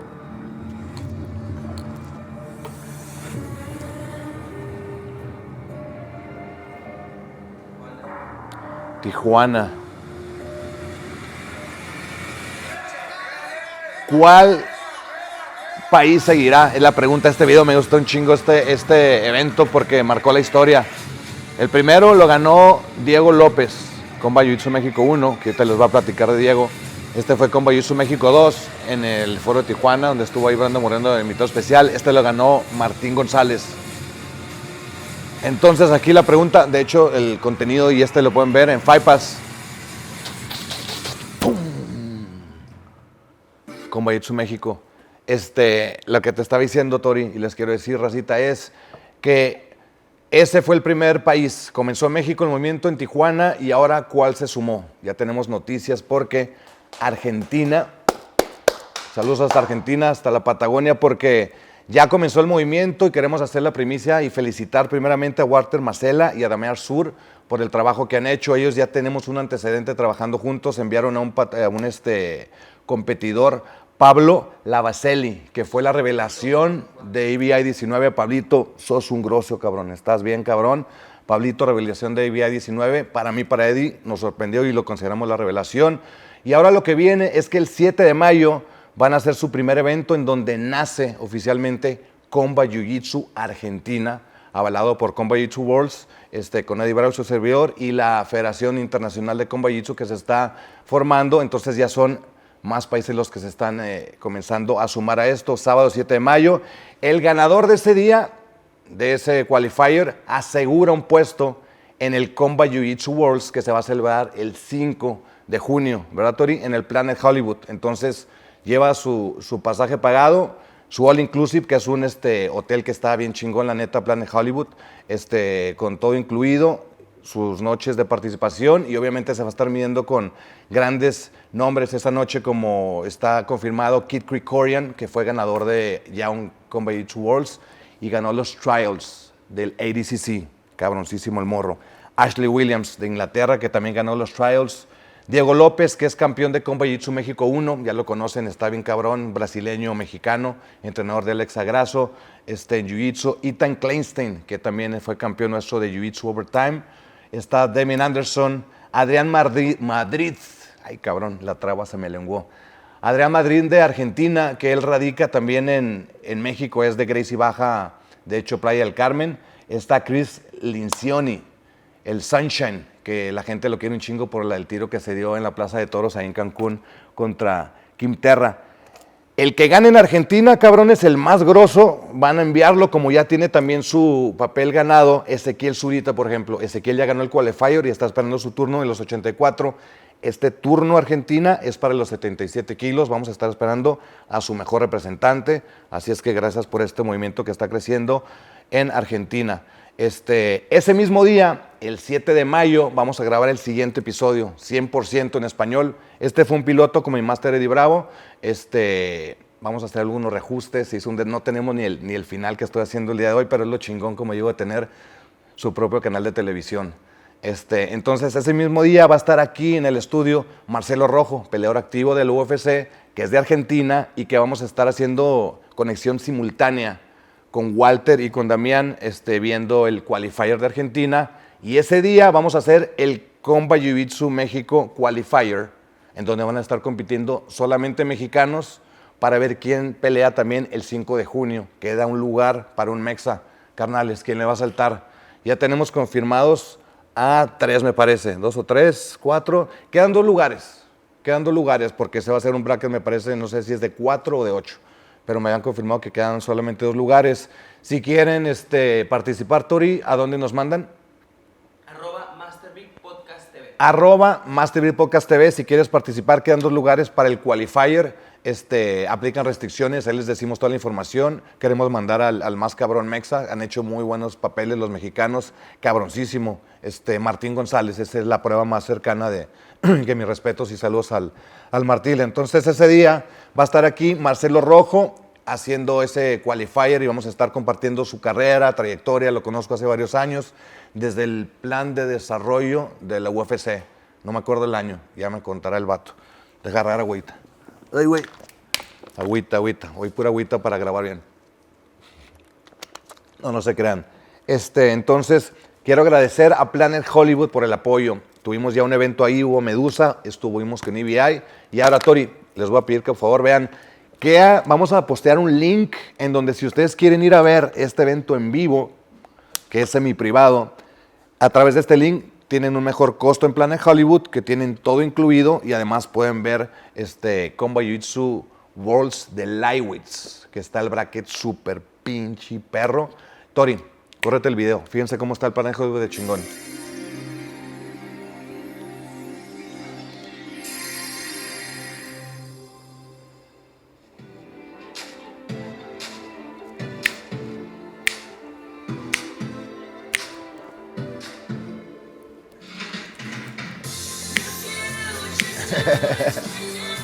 Qué casualidad, ¿no? Qué casualidad. No, chido, one camera machine, pin flow, the wall, the doors, light my fire in the morning. Planet Hollywood, baby. Ahí nos vamos a estar viendo pronto.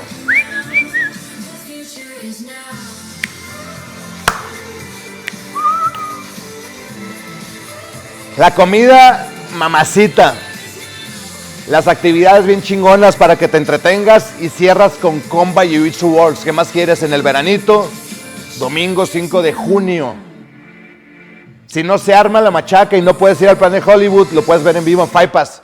Pero ahí está ya el promo para que vean todo lo que puedes hacer. Actividades deportivas con familia. La fiesta se puso chida la vez pasada también. Comidita. Y todos los beneficios. Entonces, pronto estén al pendiente. Todo va a ser a través de la misma dirección para no estar diciendo acá, y que se haga un pinche desmadre. Bien pelada. Todo va a ser en @MasterBigPodcastTV. Todo va a estar ahí. La invitación, DJ, para comenzar y cerrar este segmento. Quedan 2 lugares. Mande su direct message ahí al Tori, a esa dirección. Ahora, el tercer tema que voy a poner sobre la mesa es la técnica de la semana. Realmente para mí es bien importante porque desde el lado del deporte, después de trabajar para el UFC con casi 15 años, en junio cumplo 15 años, primero Dios, miles de horas de contenido, de estar narrando miles de peleas y todo ese rollo, quiero compartir mucha información con ustedes, con peleadores, gente que está comenzando, promotores y demás, que voy a hacer directamente. Por ejemplo, hay veces que he narrado peleas o estoy narrando peleas y digo, el brazo derecho lo pone por abajo por esta razón, así. pues voy a estar yo directamente aquí explicando en el área que les mostramos hace rato, las técnicas y mi visión de cómo sería lo más práctico si yo fuera peleador del UFC en este momento y tuviera la habilidad de poder hacer el peleador perfecto y el piedra, papel o tijera que digo yo de las defensas. Ahí lo van a estar viendo con la técnica de la semana. En esta ocasión les quiero preguntar, Tori, les tenemos, ¿dónde está? Ahí está. Ustedes van a escoger para el primer segmento que lo voy a hacer con Tori, mi hijo Tori, que es 5 veces campeón mundial de Jiu-Jitsu, el cabrón, y ya cinta café en Templane Jiu-Jitsu. Terminó todas de niño, hasta ¿cuál? ¿Verde? Hasta verde, y luego comenzó de blanca, llevan café. Él va a estar interactuando conmigo, al igual que mis invitados. Entonces, la primera opción es defensa de mataleón y control de espalda. Sabemos que el mataleón es la sumisión más recurrida, de las más efectivas, la más efectiva en el MMA. Entonces, hay un mundo de información y al mismo tiempo es muy sencillo. Yo quiero compartir con ustedes directamente a través de mis técnicas y contenido aquí en Templane Jiu-Jitsu, 15 MMA, El Paso, Texas, mi visión de cómo es. Entonces, ustedes van a elegir con sus mensajes. Lo primero es defensa de mataleón y control de espalda. Opción número 2, la importancia del wizard, poner el brazo por arriba, overhook, para que no nos tome la espalda, y la importancia de enganchar la pierna cuando estamos en spider web o en posición de barra de brazo, como le dicen tradicionalmente en Brasil. Son las opciones que yo le pongo. Si no les gusta esas para el primer episodio, manden ustedes sus sugerencias, y la más pedida es la que vamos a estar haciendo. Esto lo vamos a estar haciendo semanalmente con ustedes en cuestión de la técnica de la semana. ¿Dónde está el otro punto? Por aquí lo tenía. Ok, ahora vamos al siguiente punto y les quiero decir, este es bien importante. Este es el más importante de todos los puntos. Lo quiero hacer aquí y va a ser un clip especial. Este es un clip especial porque quiero ver esta plataforma que estamos creando quiero usar esta plataforma que estamos creando para la Fundación Master Vic. ¿Qué es la Fundación Master Vic? La Fundación Master Vic tiene como objetivo principal de este proyecto el ayudar a los niños pobres de Ciudad Juárez, que es la ciudad donde yo nací, la ciudad que me vio crecer y que me hizo esta persona, o malandro, o buena, o mala, lo que sea. Víctor Dávila me hizo esa ciudad que le quiero un chingo, y quiero, ay güey, no me voy a poner sentimental o sin nada, quiero un chingo, Juaritos. Quiero regresar algo de lo que me dio, a través de una ayuda en fundaciones donde el 100% de lo que yo recaude a través de diferentes actividades, el 100%, lo vamos a repartir a los niños pobres. Yo me quiero cerciorar, soy mi propio canal de televisión, voy a hacer mi propia federación, soy mi propio país, y yo como país voy a llegar ahí a distribuir los fondos que pude recabar a través de ciertas actividades y dárselos a los niños pobres de Ciudad Juárez, a la gente que pasa frío y calor en Ciudad Juárez, que está de su puta madre el frío y el calor, a los niños indígenas de San Cristóbal de las Casas. Tengo un amigo allá, Edwin, un niño que conocí que hizo esta pulsera. También esa fundación va a estar ayudando a los niños de allá. Del Paso, Texas, que es la ciudad donde también radico. Vivo en Ciudad Juárez y en El Paso, Texas, en los dos lados. Tienes tu casa. Ese es del lado, lo vamos a estar pasando a esa fundación. Después voy a dar la información dónde es, cómo se recauda, transparencia 100% como país. Después van a decir, ¿cómo como país está loco este güey? Traigo yo en mi idea, loca, ¿va? Pensando, usando la imaginación, me convertí en canal, federación y país, que después les voy a platicar en un episodio especial. Entonces, el objetivo principal es ayudar, como les dije, a los niños pobres de Ciudad Juárez, El Paso, gente que pasa frío y calor. Espero que gente se sume con esta ayuda, 100% va para ellos. Va a haber otras actividades, por ejemplo, paralelas, en donde quiero ayudar a practicantes de MMA y practicantes de Jiu-Jitsu. Ya tengo 4 candidatos que mis patrocinadores, que más adelante van a conocer, porque sin ellos esto no sería posible, está cabrón, está caro. 2 jiu-jiteros, jiu-jitero y jiu-jitera, y 2 peleadores de MMA. Se les va a conseguir patrocinios anuales, una diferente estructura que tenemos en MVP, una agencia que estamos formando para apoyar a los atletas en otro tipo de actividades, en donde también los fondos van a ser destinados a ayudar a esos atletas que con su alimentación a viajar a torneos. Tenemos destinados, ahí estamos apalabrando un patrocinador. Tú sabes quién eres, cabrón. Vendes carros, tienes como 300. Le pedí unos carros porque quiero destinar algunos carros a la racita que se va en camión o caminando a entrenar, que no puede, pum, vamos a hacer alguna selección, no sé qué forma yo quiero contribuir a que tengan su carrito y vayan y vengan y se hagan Uber o lo que sea y jalen y al pedo que su talento no se vea limitado por el transporte. Ok, entonces 2 jiu-jiteros, jiu-jitero y jiu-jitera, y igual con el MMA, ese es del lado de la fundación y por eso para mí era lo más importante.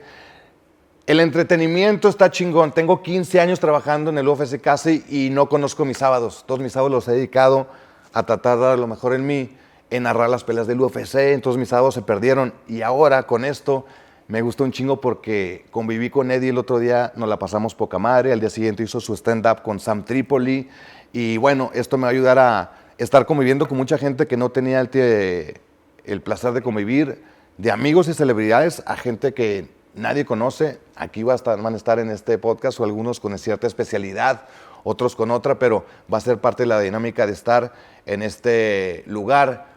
Parte de esa gente que conozco y respeto y quiero un chingo va a tener un segmento especial, porque hay alguien que se llama Jorge Elías. Ese cabrón fue el que me dio la oportunidad de trabajar en el UFC y se convirtió en mi sensei en los conocimientos en toda la estructura básica de televisión. Él hizo teatro desde los 50. Es un cabrón que llegó a ser más famoso que Don Francisco, Tori. Hijo de su puta madre. Y no es pedo, ser más famoso que Don Francisco está bien, cabrón, los que saben quién es Don Francisco, ¿sí o no? Llegó a tener 6.5 de rating en Univisión en ciertos años. Don Jorge nos lo va a contar. Es más, ¿para qué hacemos tanto? ¿Qué te parece si nos cuentas tú mismo, don Jorge, un poquito de tu trayectoria y qué nos traes a la mesa? Porque les digo algo rápidamente. Él sigue en su expertise, que es el cine, y vamos a tener una sección que se llama Hablemos de Cine con don Jorge Elías, mi gran amigo don Jorge Elías, donde nos va a estar dando diferentes películas. En esta ocasión nos trae una que se llama Dead Count, que esa película Dead Count va a ser patrocinador oficial, el patrocinador principal de Combat Jiu-Jitsu World el 5 de junio. En esa película, por ejemplo, sale Michael Madsen. ¿Saben quién es Michael Madsen?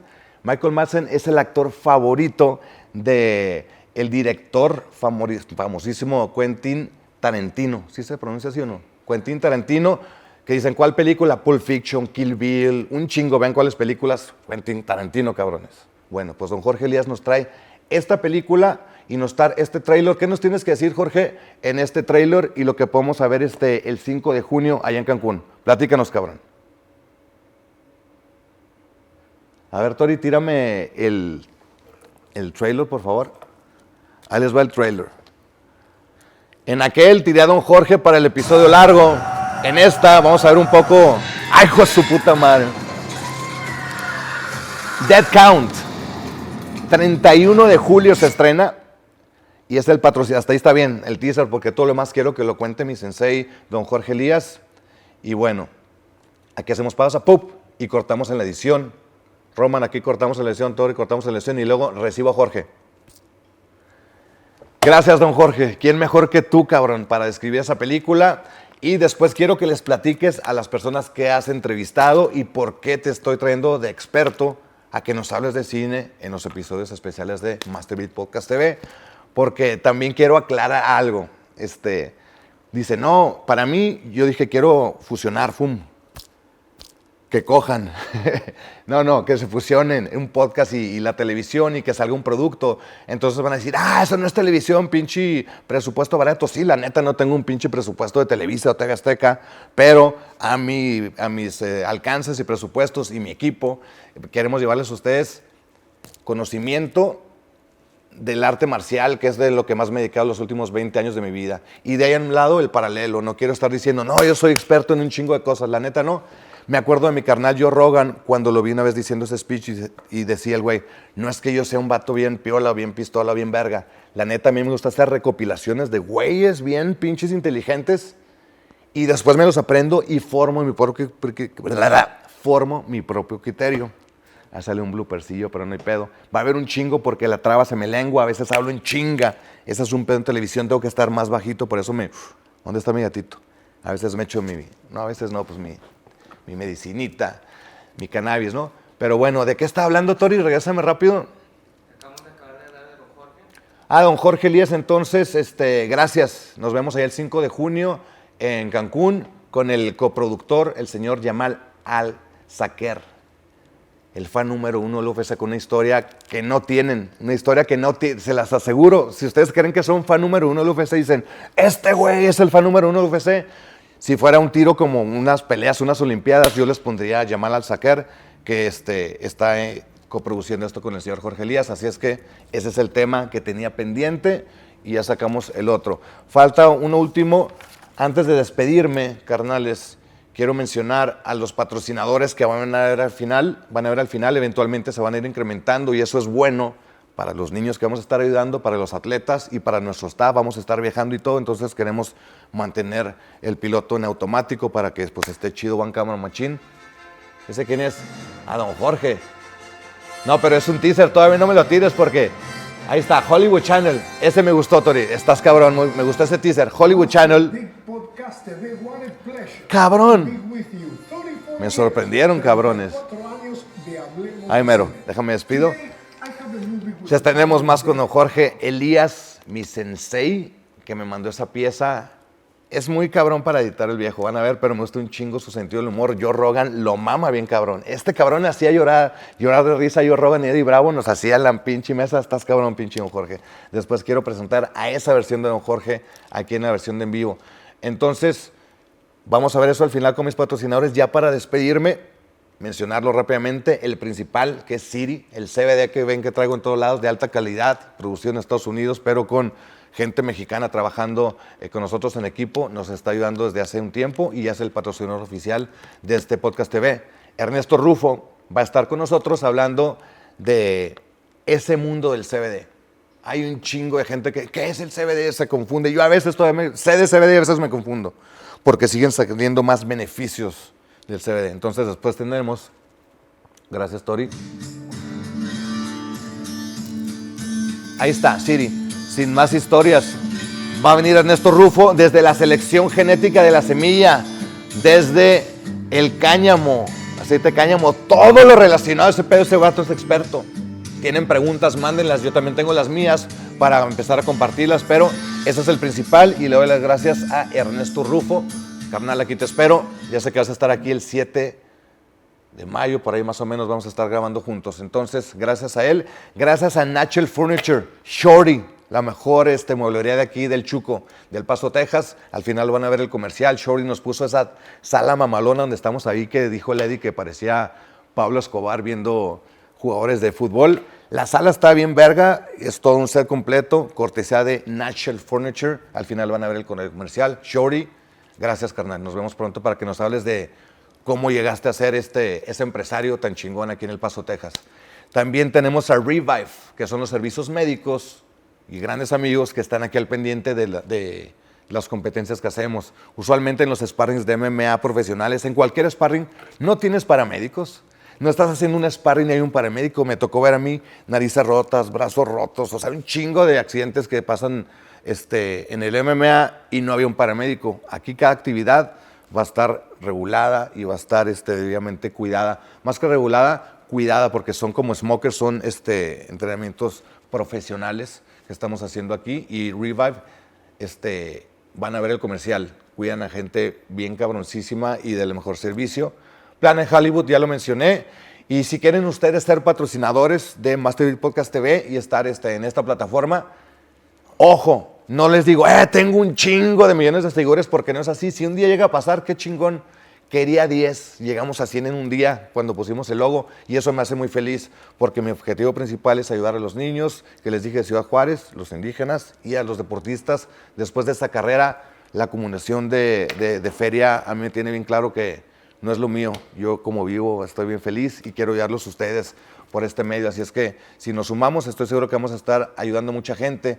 Y bueno, si ustedes están viendo este episodio, es porque hoy es 20 de abril, 420. Y hoy, 20 de abril, estaré grabando un episodio especial del 420, hablando del cannabis, sus beneficios, sus pros y sus contras, sus mitos y todo el pedo, con un mega ultra experto. No mega ultra usuario como yo, mega ultra experto en ese pedo. Este vato está bien cabrón y es licenciado y está haciendo todo el pedo de los amparos y está al día de las legislaciones del estado del uso recreacional y el otro, como story, se me fue porque te me eché un gatito, recreacional y recreativo y medicinal, ahí está, traguito porque se notó que ando medio pachecón. Hey. Recreativo y medicinal. Entonces voy a estar con mi carnal Moisés Acuña. Moisés, ahí nos vemos, carnal. Gracias por recibirme. Justamente ahorita, si lo están viendo, estamos grabando. Me tiene un wax. Me gusta la índica. Dicen que ya no tiene que ver si índica o sativa. Según yo sí. Pero bueno, ahí vamos a estar debatiendo. Y diciendo porque a mí me caga el tabaco y el alcohol y yo soy, no es de que promueva, consuman este pedo. Yo voy a dar mi punto de vista. Yo soy un consumidor y de hace mucho tiempo lo he visto y no tengo problema en decirlo. Mi hijo también lo consume y después diremos nuestro punto de vista y el equilibrio y por qué les quiero decir a los padres de familia que está muchísimo más culero que fumen tabaco y que consuman alcohol y eso lo vean normal y que la mota, ¡ay, fuma mota! No, eso no. Entonces, 420, chéquense ese episodio, no sé cuándo va a salir al aire, cuándo lo vamos a subir, como dice el Roberto Martínez, ya está arriba o algo así un pedo. Mi carnal, un saludo a Roberto Martínez que nos pasó recomendaciones de el equipo para capturar aquí micrófonos y ese pedo que en el piloto fue un desvergue porque tuve que rentar, no eran los que teníamos, unas bases, también por eso no hicimos y hoy no es de que ya tengamos los oficiales, pero sí tenía que hacer este cierre porque hoy que estás viendo este episodio, te agradezco de estar con nosotros en sintonía. Yo soy Master Vic, el siguiente episodio 100% en español, racita. Bueno, como 99%, 97% o poquillo baja porque de repente entra lo pocho que antes otro idioma, pero está bien, no hay pedo. Entonces, les digo que gracias por acompañarnos. Tori Dávila, a nombre de toda la gente que hace esto posible. Román Robles, atrás de cámaras, que también hace un chingo de cosas, pero hoy me está ayudando y estamos grabando aquí, no sé si son 2 o 3 de la mañana, de las pinches mañana. Pero gracias, carnales. Vámonos, Rikis. Espero les haya gustado este episodio y comenzamos, pues, el que sigue. Ahí nos estamos viendo, Carlos.